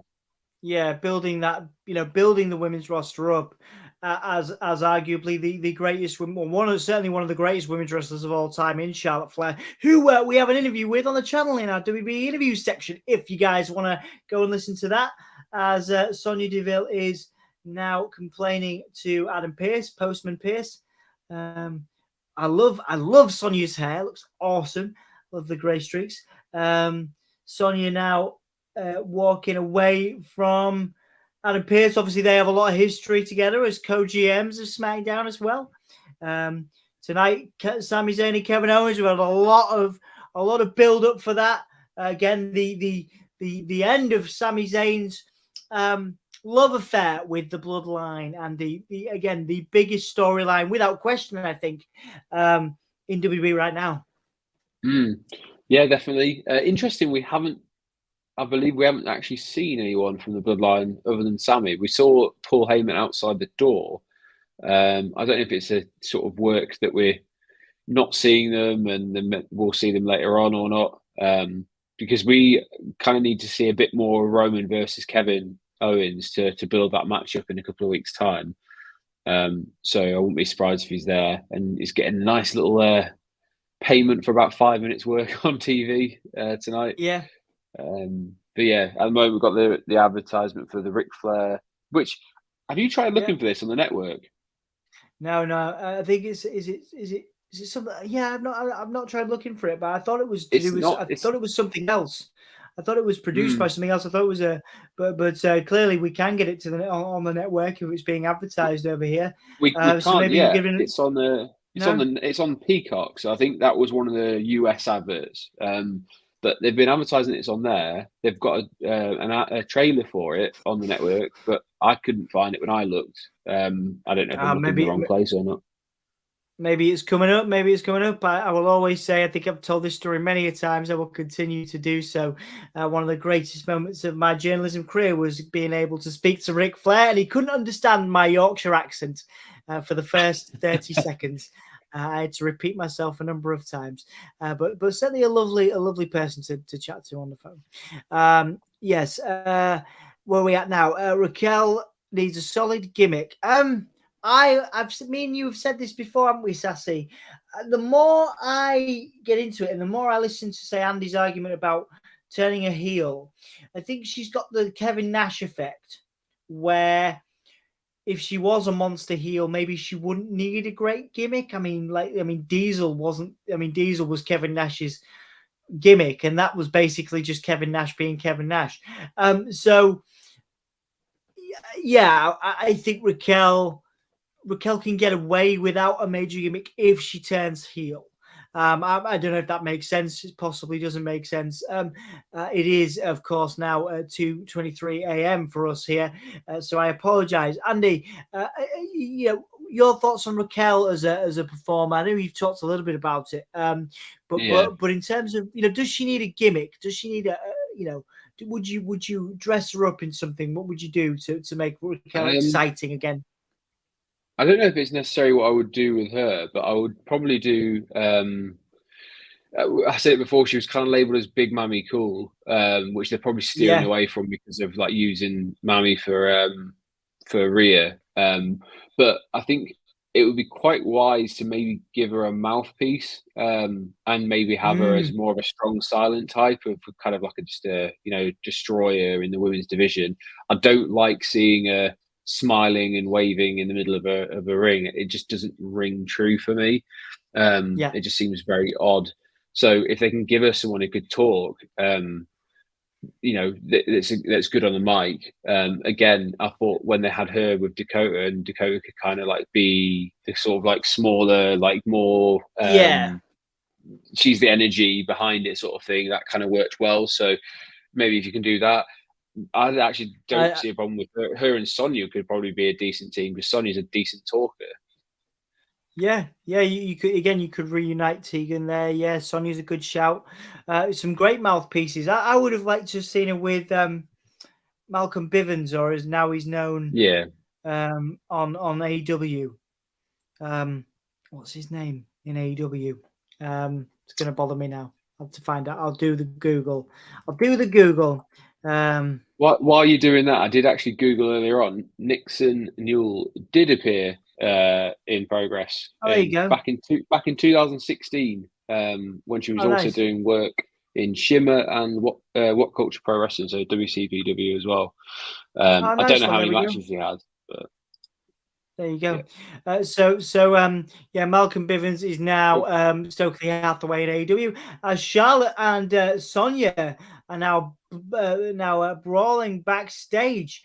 Charlotte and Sonya are having a right little scrap backstage.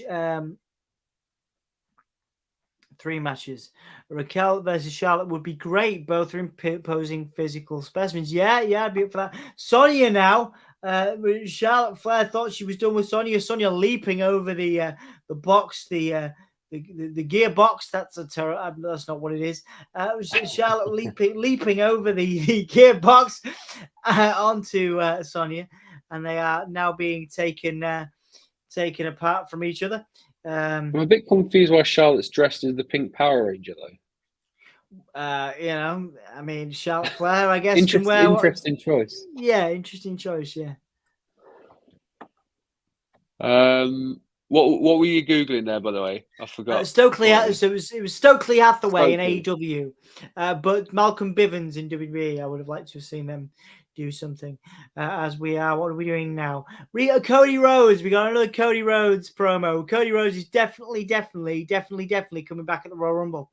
I'm calling it now. I'll put I'm not putting my testicles on the line again, but I will put some money on Cody Rhodes. I did it before. So you must have been right then. I was very right. Yeah, no, it was an Uncle Howdy thing over on the Insiders Pro Wrestling podcast where I do some stuff there. The Cody Rhodes, the likelihood of Cody being back at the Rumble, I would say, 85-90% for me, not for everybody, because again, I've never had that injury. What do you think? Andy? Are we getting Cody Rhodes back at the Rumble? I'd probably go 99.9% that he's back in the Rumble. Again, and maybe we wouldn't go so far as to put those on the line, but I think this timing seems to be. I think they've already said after this, it'll probably tell you what the title of the next one is, and you'll see him kind of doing his recuperation in the ring, getting back. I did find it quite interesting on this one when he's talking about this match, and he said he hasn't watched it back and he never will. Because he said it's just he would find it too stressful to watch it, and probably finding it was a bit stupid to do it in the first place. Which is interesting because I actually had it down as my number 1 match of last year. Oh wow! I've never. It's one of those very rare occasions where the audience played such a big part in it, because when he took his jacket off, the hush that came over the crowd, and then every time there was like a kendo stick that went into it, or a sledgehammer or whatever, and he probably didn't have to sell any of it, because I think he was legitimately in absolute agony. But the physical like stress he put on his body and managing to go through that, he got powerbombed through a table. Oh, man, while not fully being able to extend his arm is ridiculous. Yeah, man. Yeah, no, Cody did a cracking job. I mean, are you having him if he's back at the Rumble? Then again, I would, if he comes back in the Rumble, 99.9% winning it. Ooh. I hope not, but I could see why the argument would be there that he will. I mean, who would you have? Like, if you bring, sorry, I realize I interrupted you there. I do apologize. Yeah. No. Cody Rhodes back at the Rumble. We both said yes.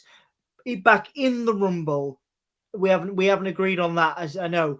But if you bring Cody Rhodes back to wrestle, unless it's another surprise match like it was with Seth, someone waiting for an opponent, he's in the Rumble, and if he's in the Rumble, man, I mean, how can you not have him win? Like, I want your thoughts on this. Who would you? So you got to have him in the last 4, the last 2, at the very least. And then yes, I think.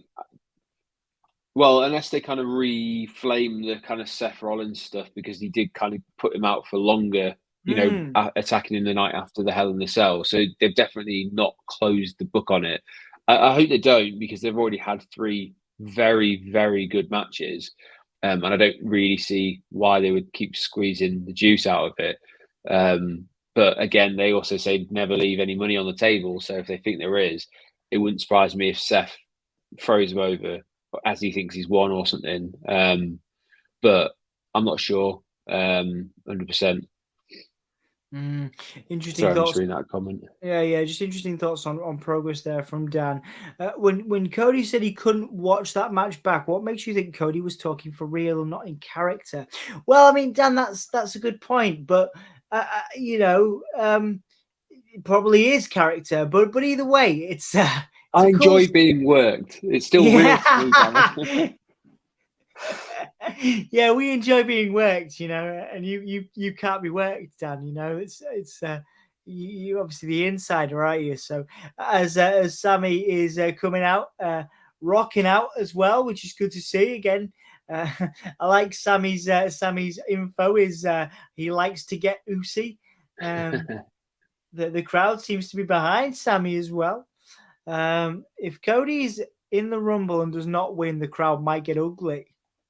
I think it depends how they do that. I think if it's very much in line with setting him up for a Mania match, that will be different. But if he gets eliminated by, I don't know, Baron Corbin, then I think there would be hell on. Yeah, I agree. Sorry, Happy Corbin. What is he called now? Is he back to Baron Corbin? He's back to Baron Corbin, I think, because he's with JBL, isn't he? Yes, yeah. Sami representing the Bloodline, repping that shirt. I wish they would give Baron Corbin his old theme music, the I Am the Dance. Oh man, that was awesome. Yeah, that was great. Yeah, awesome. The slot machine music doesn't really do it for me. No. I totally agree with you. Sami Zayn raising that finger up to the sky as we go to a break before the end of SmackDown. We have 15 to 20 minutes left. It's been a good show for me. I'm going to give you my sort of 2 cents now while we're in the break, and then we'll review it when we finish, and then I will go and join Sam. It's in Hard to Kill. For me, this is a solid 7.5. I actually enjoyed the Bray promo. That Gunther and Braun match was exceptional. Was confused by Xia Li and Tegan Nox, but great to see her getting a TV win. What else have we seen? I can't remember what else we've seen. We've seen the Viking Raiders. Lots of potential for a team like the Viking Raiders. So that in terms of performer of the night, you can't look any further than Gunther for me. Gunther is just exceptional. A match of the night for me has to be Braun and Braun and Gunther. Andy, your thoughts quickly on your sort of match tonight, performer of the night, and all that stuff, and then we'll recap it at the end and hopefully get some comments with other people as well. Your grade of the night, Andy. I'd probably go for a 6.5. I've not been massively sold on this episode. I expected a bit more kind of ramping up. I think there was a lot of kind of like maybe background work. I did forget about the Cross versus Rey Mysterio segment that they did. But I don't know. I feel like not having the presence of the Usos and not having the presence of Roman is a little bit kind of damaging. And there hasn't been a tag match either in this, so which is odd. However, what I will say in its credit is there has been 3 separate women's storylines going on completely away. And one of the big criticisms SmackDown's had is everything's always been focused on the belt and nothing else. Yeah. So good for SmackDown to kind of like bring a few like different matches together that, you know, and they even, I guess there was Xia Li versus I was going to call her Nixon Newell, Tegan Knox would be the one that was a bit thrown together in terms of we don't really know what's going on. They had the section backstage with Slap, and there was a few of the different women superstars in the back. So good on that front. Good, great first match. And then I think maybe they just need to bookend it with a good match here. So let's see how much time they actually get by the time it starts. Absolutely, mate. Liv Raquel was also a little, like I say, a little confusing because I mean it elevated Raquel, which is a good shout, but Liv's got a confusing character arc at the moment. Arguably the most confusing. The most confusing character on SmackDown, I would say. Even saying, you know, even taking into account Bray Wyatt, this kind of sort of hardcore Liv character, not really doing it for me at the moment. I also missed LA Knight. I wish there was something about it. Yeah. Let's put over LA Knight. He's fantastic. Also, we're getting Ray versus Karrion Kross next week. Undisputed WWE Universal Championship contract signing as well. That's going to be good. It's going to be a busy SmackDown next week. Cool, guys. Right. Okay. Where are we at? What we're doing? I'm trying to. Hassan's vote. I'm doing that for you. Hang on a second. I'm on it. Tag team title contenders tournament round 1. That's cool. Sheamus and Drew versus the Viking Raiders. Well, we know Sheamus and Drew are winning that, but hopefully it'll be a good match nonetheless for the Viking Raiders' sake. You looking forward to SmackDown from what we've seen so far? Looking forward to next week? Yeah, contract signing is always a little bit interesting. I'd imagine you've also got to throw in a segment for that will probably be LA Knight. I would imagine will be on next week as well to kind of get that other side of it. So that would be cool. Be interested to see what they do with the women's side, whether it would be Charlotte versus Sonya again next week. As we're seeing Kevin come out here shaking his head like he almost kind of doesn't want to do this. He's a bit upset at having to do this to his friend. Dan agrees with you there. Andy, LA Knight absolutely missed on this show. Yeah, absolutely. Let's have a look. Hang on. But if the women's match is just a throwaway, then it's for nothing, really. I think the Raquel Liv one actually will definitely further both storylines. Certainly Raquel. I would say Xia Li and Tegan, you're definitely right there, Dan. And obviously both of those deserve more time and a little better, perhaps booking-wise. So but there's the visible frustration here. I'll need to update the banner there because we're currently not on Cody Rhodes. We're on Kevin and Sami. So they're both looking at each other again. The animosity here. Is Kevin Owens offering a hand to Sami? Interesting.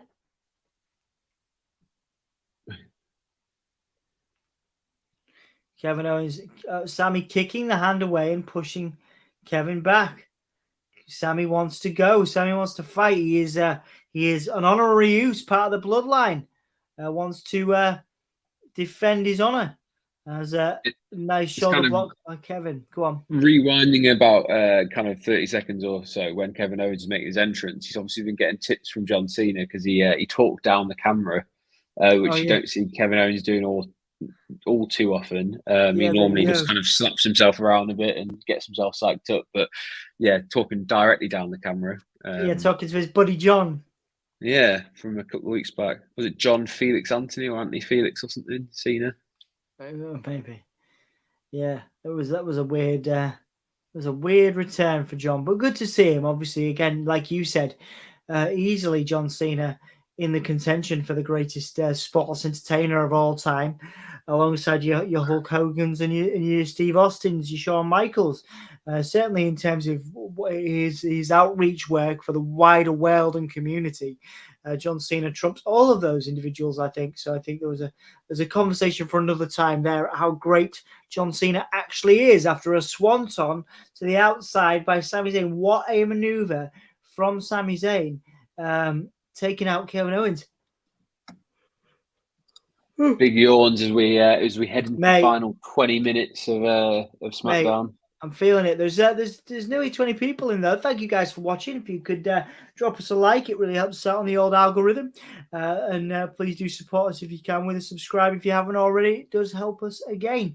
I am Dom from the Gimme All Your Podcast. This is Andy from RushOnRock.com. What I'm going to do is I'm going to put Rush on Rock. I've done it a couple of times tonight. I've got it saved. I've got it bookmarked. I'm going to put Rush on Rock in the comments for you guys. So if you fancy checking out Andy's fantastic site, which crosses the boundaries of wrestling and music, you can check that out. There is a link in the comments there. Some cracking stuff, cracking content, really well presented. I enjoy the I really like this. Your site is very clean. It's very clean and nice, and it looks really cool and smart. Hey, if it doesn't read well, at least it looks well. That's probably what we should go with. I was gonna say you said that last time, but I think it's good, man. It's good. I've just like I say, I'm just on it now, scrolling it. It's very easy to navigate, which is the first, the first thing. I noticed you got your trending thing as well. That's cool. We're in a commercial break at the moment, and the way that we went into commercial break was Sami just did a brainbuster, I believe, onto the hardest part of the ring on the outside.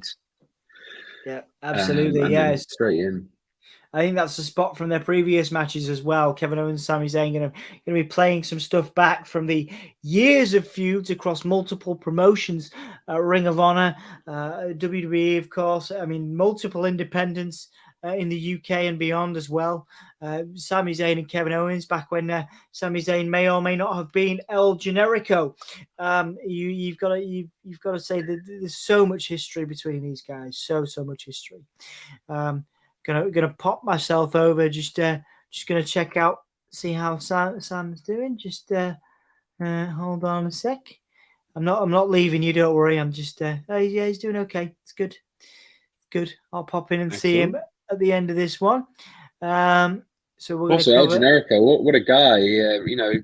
Riding off into the sunset of a Mexican orphanage. Is that the story? Is that how it went down? Apparently so, yeah. That was the last thing anyone ever saw of him, was he was helping out orphans in Mexico. There you go. What a wonderful human being. What a wonderful character El Generico is. Still have hopes that one day we might see him in a WWE context. Sassy says the grade is 6. Liv needs to take heel lessons from Shayna Baszler. I would love to see a heel, Liv. I really would. I think there's a time for that, Norma, and I think it's coming soon. A lot of people have seen, maybe the Riot Squad was the closest we've seen to it, but not really. I think a proper heel turn for Liv could do wonders for the character, and I think it's probably a more needed heel turn than arguably anyone else on SmackDown, really. Liv, it could add more dimensions, I think. So, but that's my take on it. Would you like to see Liv heel, Andy? Yes, is the quick answer. I think you could maybe do a sort of AJ Lee crazy sort of run. Maybe a little bit kind of Alexa Bliss when she was at the sort of Twisted Bliss, and it was like I can't remember what her nickname used to be, but when she was, I think, a cross between the two. There's no point playing her off as completely crazy. She kind of has that in her locker, but just let her go down that avenue a little bit, but make it her own at the same time. Nah, I totally agree with you there, mate. Like I say, the AJ Lee comparison was one that I felt like making as well a little earlier. I think it's a very good comparison. Sam is doing great, by the way, as always. He's fantastic. I'm so lucky to have the friends that I do and people with the talents that I do. Sam is an incredible journalist, gaming journalist as well. Does some amazing stuff, and obviously people like yourself, Andy, as well. You know, we met at Clash of the Castle, and here you are joining me on this podcast. It's a wonderful pleasure to be able to do this stuff and to have the people that want to get involved. So thank you so much, Andy. And obviously I'll make sure that Sam knows how much I appreciate him when I go over there in a minute. But I want you to feel appreciated, Andy. I know it's 2:44 in the morning. You said you were only coming for an hour. You're still here. So just I want you to feel the love, mate. There's a lot of respect from me to you. I have not felt this loved on a Saturday at 2:45 in the morning since my uni days. Well, there you go, man. That's what I'm here for.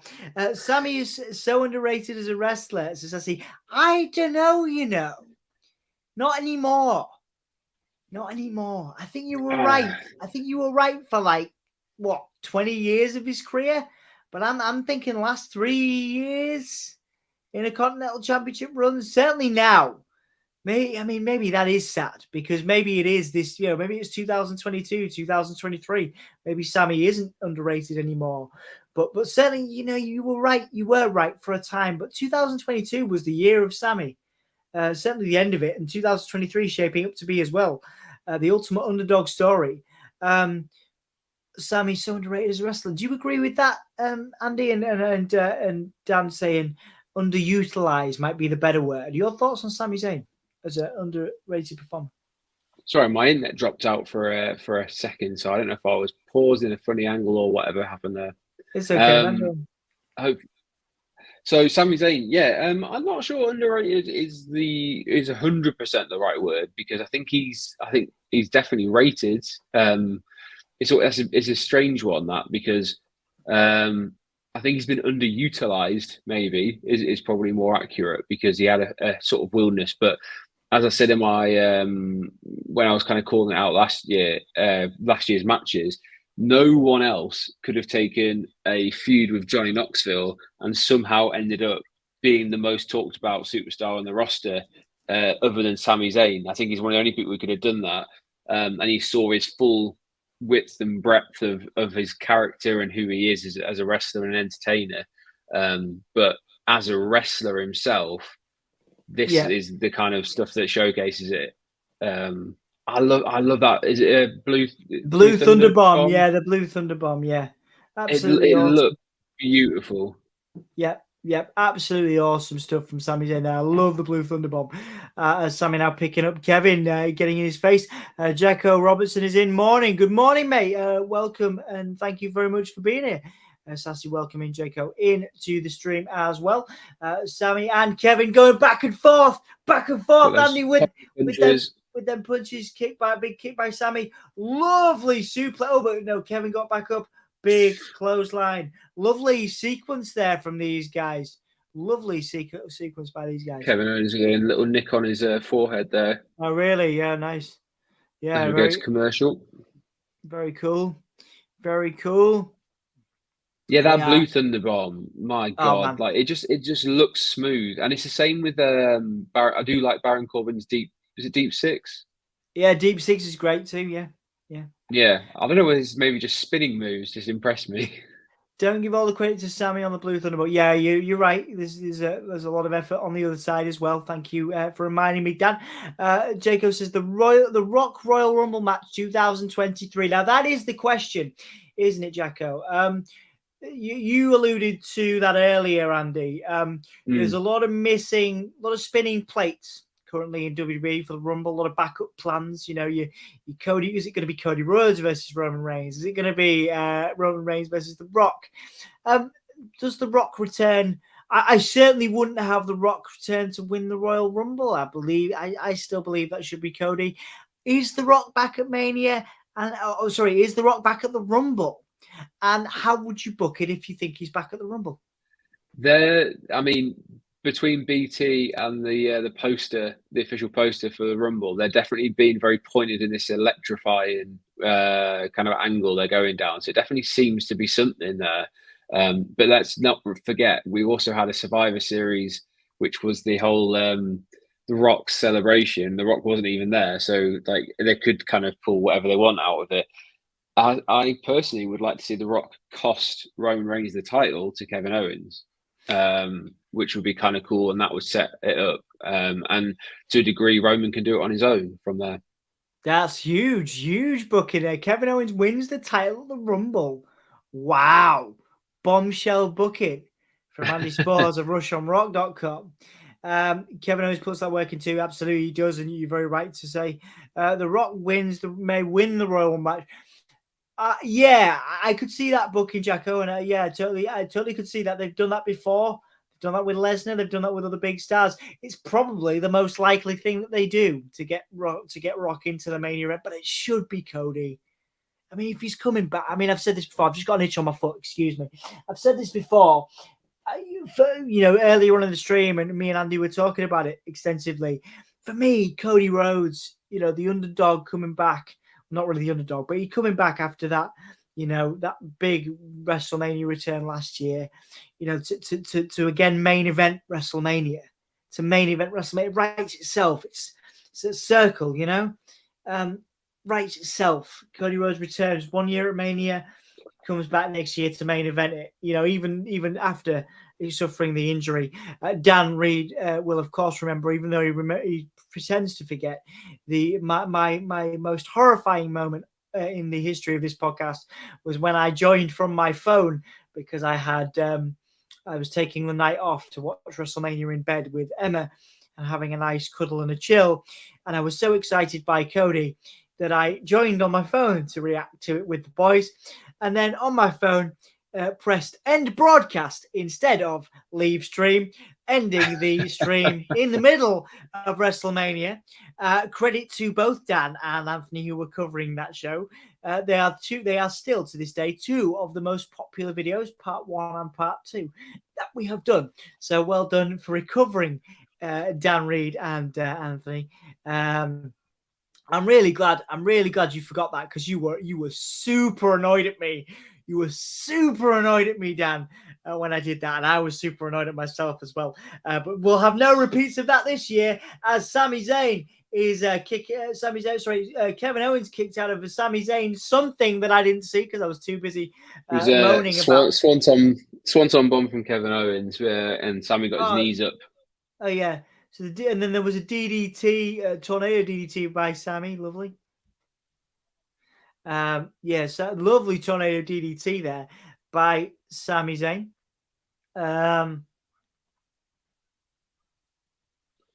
You can tell these are two guys that they've met so many times in the past, because everything just seems very smooth. They know where to be. They're moving each other around the ring very well. Currently seeing a bit of a wrestle on the top rope, trying to go for a superplex even. You may have been pretending, Dan, but I was mortified with myself. So I was like, "Oh my God, no! I've ruined it for Dan and Anthony. Oh, I'm the worst person." I was mortified with myself, man, because you guys were doing so well on the numbers. But it's nice to know that you might not have hated me for that. Sorry, I'm being self-indulgent. As Kevin Owens reversing. Looks like he reversed that suplex into like a brain buster there by Kevin Owens, because that was something else. That was really cool. Top rope brain buster by Kevin, but Sami kicking out this match again, picking up SmackDown for me. This might actually turn out to be the best match on SmackDown, and Gunther and Braun was pretty good. But I think this might be taking it for me. Sami and Kevin both on their knees, both showing that fatigue. They're getting one guy's punching, the other guy's punching. Andy, this is edge of your feet stuff. This is a pay-per-view style match. There's a beautiful suplex. Oh no, Kevin rolling through. Sami got it again, and that Kevin Owens finally selling that suplex. Yeah, I thought I had. I was like, I know it's 7 minutes to 3, but I was like, I'm sure we've seen that spot in this match already. But I'm glad they kind of put it back into. He did another one. Is it Exploder suplex onto the Yeah, back of the neck? it's brilliant. What an awesome move. 21 people in. Thank you guys so much for joining us. Appreciate it. If you could drop us a like on the video, that'd be awesome. Sami Zayn was going for the haluva kick, Andy, and the Usos got involved. The Usos and Solo Sikoa got Yeah, involved. So Sammy looking very shocked on the other side of the ring. Sammy lost. Sammy's lost. So Roman's going to pull him up on losing. Roman's going to pull him up on losing, but it was actually the Usos' fault. Sammy couldn't hit the haluva kick. I think this is going down the route of it's actually more of they're softening up Kevin Owens for the Rumble, and this was the plan the entire time, was to think it was going to be a match. Okay, Sammy's selling that he's confused, Andy. Yeah, I don't think they let him into the plan by the looks of it. So I presume the Usos are working on the orders of Roman here as they clear off the announce table, ready to put Kevin Owens through, who's already received a 1D. Yeah, Kevin Owens fighting back now. Oh, so Sikoa getting involved. Of course, the numbers too much for Kevin. Sami not getting involved either. Sami on the inside of the ring. Samoan spike by Solo Sikoa, tribute to Umaga, of course. The Usos have Kevin down, pointing at Sami. This is for you, says the Usos. Sami saying he's just doing his job. Yeah, trying to, win the match. He's doing his handshake there, but it's not quite as enthused as they normally do it with. He's looking quite dejected and a bit confused as to what's been happening. There's the ones sign. Sami, look at you again. You say looking dejected there. Yeah, I think there's something. Yeah, I think Roman might pull him up on losing by DQ, but it's of course the Usos' fault. Beautiful splash by Solo Sikoa off the barricade. A lot of Umaga in Solo Sikoa, Andy, as well. A lot of tribute paid. Good camera work there, by the way. Yeah. There's Graham Small, who is a wonderful human being. Thank you, Graham. Good to see you, dude. Lots of love. Hopefully work's been okay and you've been okay. For those interested, I will be doing a stream over on Salesphere in a couple of weeks with Graham, where we debate whether the Crow reboot will be any good. Graham is a talent, as we see the Usos and Sami Zayn, Solo Sikoa raising the wands over Kevin Owens, once again replaying the fact that we could have seen a haluva kick by Sami to win that match, but the Usos getting involved there, the Usos costing Sami that match, and I've got to wonder whether Roman's going to pick up on that more than as an excuse really to get Sami out of the bloodline, than he is going to be that the Usos were softening up Kevin Owens. But your point makes more sense, to be honest, Andy, that this was all about softening up Kevin. Yeah. I think that's how it comes across to me, is that Sami's going to be a bit disappointed that he wasn't let in on the kind of the plan the whole time was to soften him up, and he's going to feel a bit disappointed that he wasn't trusted that he could get the job done on his own. But that seems to be the best way to kind of elongate going through to the Rumble and planning, because we've seen it a lot from Roman's side. But that might be the first kind of like seeds that have been planted as to he's not actually being trusted himself, and he'll start kind of preying on that a little bit. Yeah, absolutely, mate. Absolutely. So we're going to run through this review because it is 2:58 in the morning, and Andy stayed up an extra hour and a bit to join me to make my SmackDown more watchable, more enjoyable. So obviously you get to go to bed now and chill. I'm going to spend another, I'm thinking, an hour with Sam over on Impact, unless it is a 2-hour pay-per-view. But I seem to remember they are an extra hour. So yeah, let's see what happens there. But anyway, let's review SmackDown. We're here to talk about SmackDown. So we had, let's try and do this from memory. We had Tegan Nox and Xia Li, kind of meh. Both of them deserve more from me. Tegan Nox looked good, like the shiniest wizard. Xia Li didn't look terrible. Better indication, better stuff from her than I've seen in a long time. But probably the most meh match if we were going to pick one, Andy. Yeah, fully agree. Definitely, it was shortest match of the night by far. There's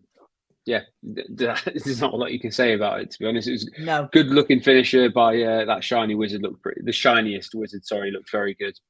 Indeed, yeah, it did. And we also got to see Braun Strowman versus Gunther, a cracking match. Again, Braun Strowman looking better than I've ever seen him look, thanks to Gunther, one of the best technical wrestlers in the world. Just an incredible performer. Just a great showing by Gunther as always, but a great showing by Braun, which we can't always say, Andy. I thought this was cracking work from both these guys. Yeah, definitely one for his highlight reel, and I think he needs a few more matches like that, and people might start to kind of warm a bit more into him as an all-round performer rather than just the stereotypical big guy. His views are still somewhat trashy, but a few more matches like that, and he'll be doing well. Yeah, totally agree with you there. We also had Liv versus Raquel. An odd one. Liv getting psyched up for the Rumble. She wants to be first in the Rumble. Raquel, like a couple of other people came in. Emma, who really hasn't been used well, I don't think, since her return. Emma coming in to be sympathetic to Liv and say, "Why are you picking number one spot, even though it's supposed to be a all for one, all for one. What's the word? Every person for themselves. That's what I'm trying to get to." So that was confusing in itself. Raquel comes in saying that she, something like she was going to win the Rumble, and Liv took exception to it. And again, Liv to me looks more like a heel here than anything else. But and certainly probably acted the heel in this match. Raquel getting the win with that brilliant powerbomb. We've talked a little bit about the confusion in Liv's hardcore character that she's doing now. This match was also a bit meh, to be honest, but probably a better showing for Raquel than we've seen in a while. Your thoughts on that one, Andy? Yeah, I think I wouldn't say it was a dominating win because there was quite a lot of offense by Liv Morgan. It was fairly even to a point. And then she had that kind of like big one-armed finish. Again, interesting that neither of them seem to wrestle as face nor heel. So it's always a little bit confusing when they do that. Two faces against each other. Interesting as well that they kind of started and presumably finished a feud in one night from a backstage vignette into or segment into a match. So maybe that spills over into the Rumble. Maybe Liv gets kind of that big elimination over Raquel or something. Yeah, totally. Like I say, I think maybe they'll continue that feud. I'd love to see a Liv heel turn. That's what I really, really, really want. Going Spice forward. Girls. Yeah, thank you for picking that one up. What else was there? Rey Mysterio and Karrion Kross. Rey Mysterio came out talking about Dominic, and then Rey got taken out by Karrion Kross in the cross jacket. We talked about Karrion Kross and whether Karrion Kross has really been that successful since his return. Rey Mysterio obviously is a main event legend, and probably the kind of talent that Karrion Kross needs to dispose of in order to sort of rise up the ladder. We're getting that match next week. What were your impressions of this whole Rey versus Karrion, but Dominic's kind of in the middle of it scenario? Yeah, for me, this is a misstep. I don't like the kind of jumbled booking. Maybe it's just because we don't know the kind of end way they're going with it. I always presumed that this is supposed to be building to a Rey versus Dom WrestleMania match, father versus son, maybe even a mask versus hair sort of thing. But I don't know, like adding Cross in here, it just feels like there's only going to be one winner, whether it be, and they've kind of built it from carrying Cross's side for a few weeks now, where he's had the card and the timer and doing the mask thing. Peculiar, they seem to not know how to book or who to book against carrying Cross into a intriguing feud, because not doing it for me, but I'm sure I reckon they'll have a decent match next week. Yeah. You're right. They probably have a decent match. There were some other things on this card as well, guys. And if you want to go back and you look at our viewpoints, because we did address them as they came up, things like Sheamus and Drew feuding with the Viking Raiders in the short term, the Banger Bros team in general. Our thoughts on that. There's a couple more things I do want to bring up that I think are of note. The last thing will be the Kevin Owens and Sami Zayn feud, and just kind of rounding our thoughts up on that. Guys, if you want to get your comments in, now is the time. We're going to be rounding this up in the next sort of 5 to 10 minutes. So what do you guys think of this SmackDown? Give me your performer of the night, give me your grade of the night, and give me your match of the night. I'm changing my match of the night to Kevin Owens and Sami Zayn, but I'm keeping my performer of the night as Gunther, and my grade is still remaining, I think, 7.5. So once again, get your grades in, your match of the night, your performer of the night in, if you feel able to do so, as we're going to be finishing in 5 to 10. Andy, the two things I want to discuss with you, like I say, is Sami Zayn and Roman. The first thing, as you may have predicted, will be that Bray Wyatt promo. Now, we did talk about it in the show, and obviously I would encourage anybody to go back and watch that if you want to get our thoughts post-stream. But I am of the opinion, and I cannot get away from it, that this this is taking too long. And we've talked about long-term storytelling. Dan is a pro wrestling booker, and he's talked about the value of long-term storytelling as well. But what do you want to see? What I'm going to ask, I'm going to reframe this question so I don't repeat myself. What do you want to see from Bray Wyatt at the Royal Rumble? This pitch black match we haven't really discussed. Mountain Dew sponsored pitch black match. I would have kept that as far away from Bray Wyatt as I possibly could, particularly the Mountain Dew sponsorship stuff. What do you want to see from this? What is going to make this for you? What is going to make you go, I wasn't with you at Extreme Rules, but I can get, I know you, I know you'll have been excited by it. We've talked about, the excitement of Bray Wyatt's return. I certainly was excited by it. What is going to make that excitement repeat for you at the Royal Rumble? What could Bray Wyatt possibly do that would make you go, holy S word? This is amazing. I think they might have booked themselves into a bit of a corner again quite early, but not one that they can't necessarily get out of. I don't see this being like, because there's two ways he can go. He gets in whatever match this is, and he destroys LA Knight. Doesn't do anything for LA Knight. Wouldn't do anything for Bray Wyatt either. They're going to have some sort of hijinks with Uncle Howdy. Whether that also includes Alexa is yet to kind of be determined.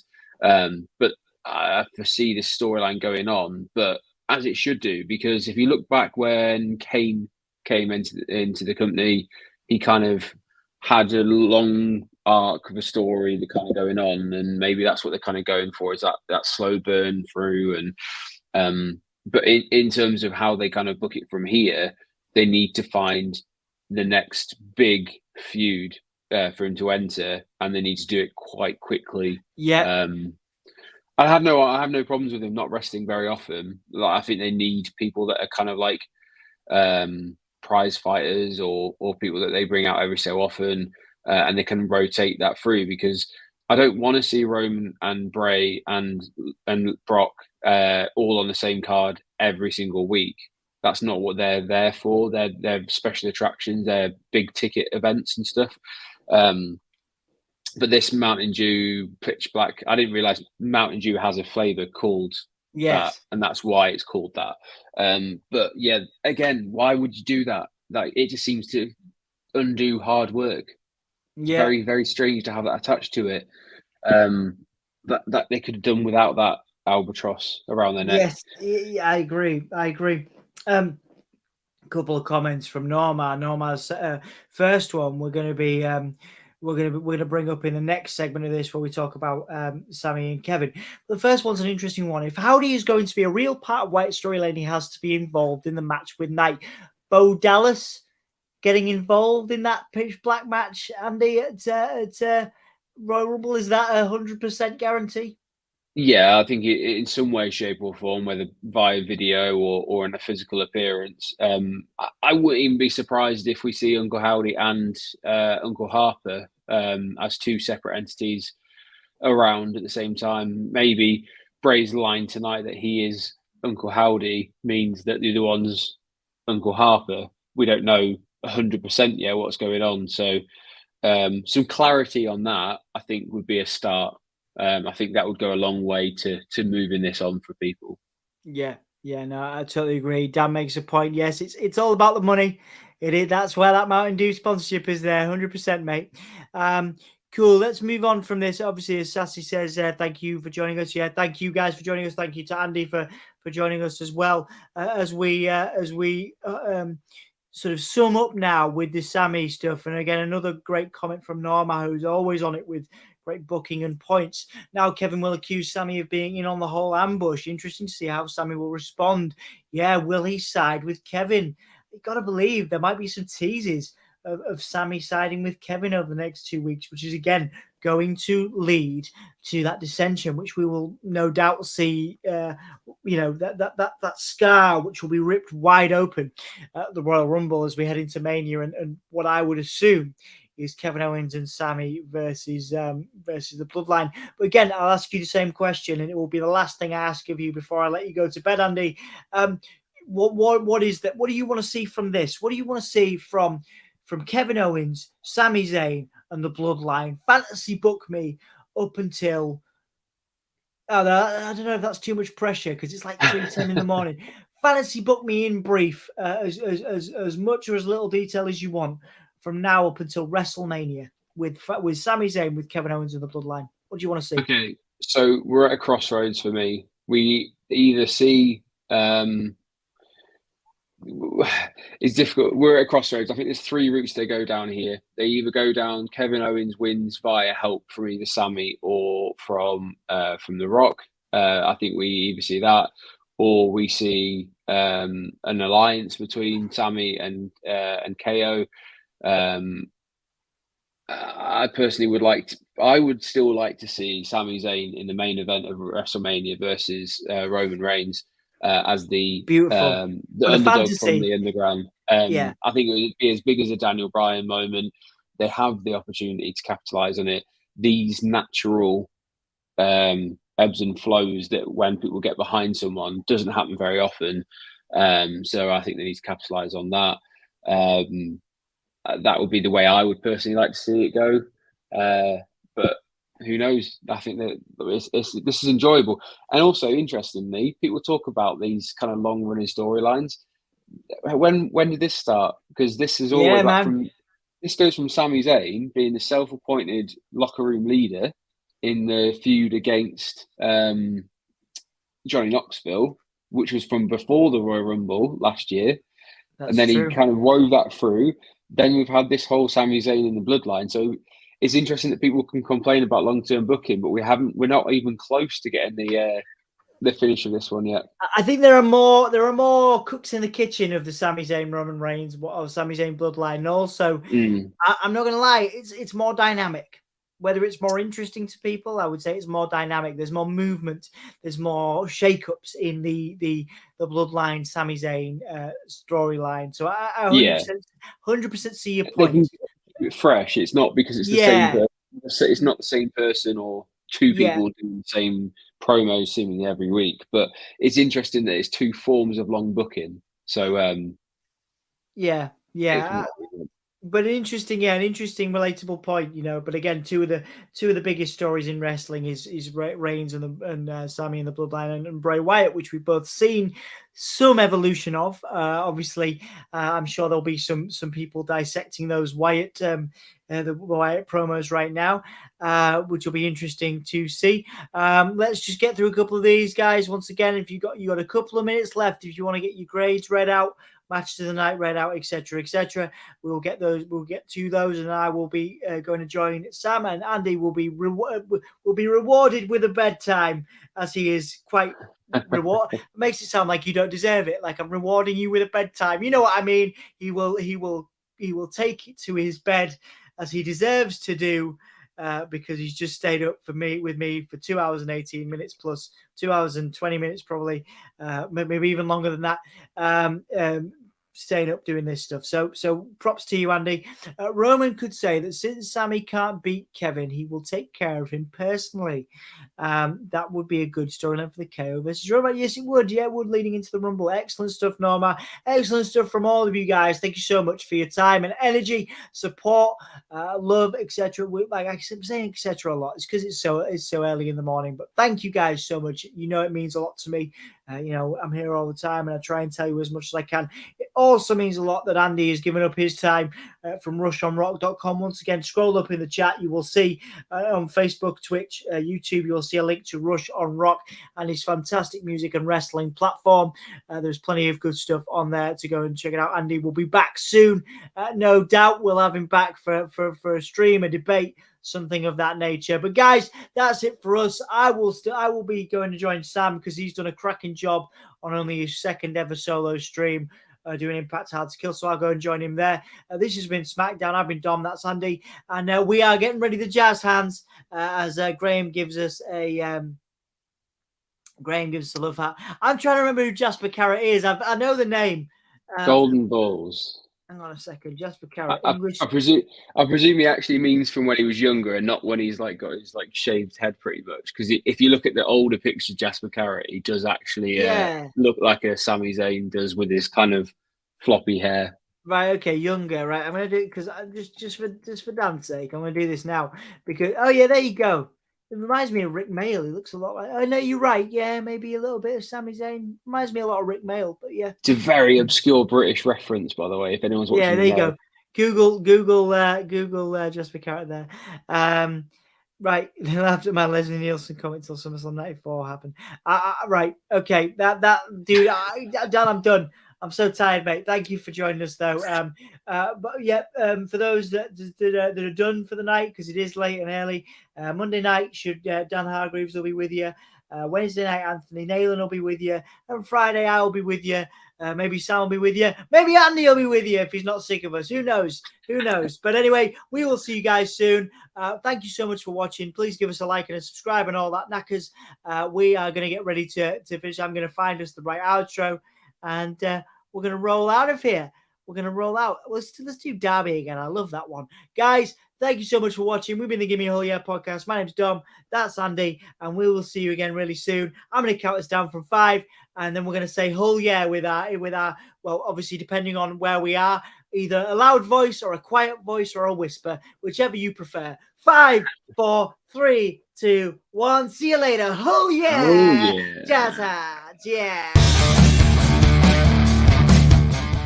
God, I just listened to this whole podcast. It was terrible. I feel like my ears are gonna bleed. What'd you say?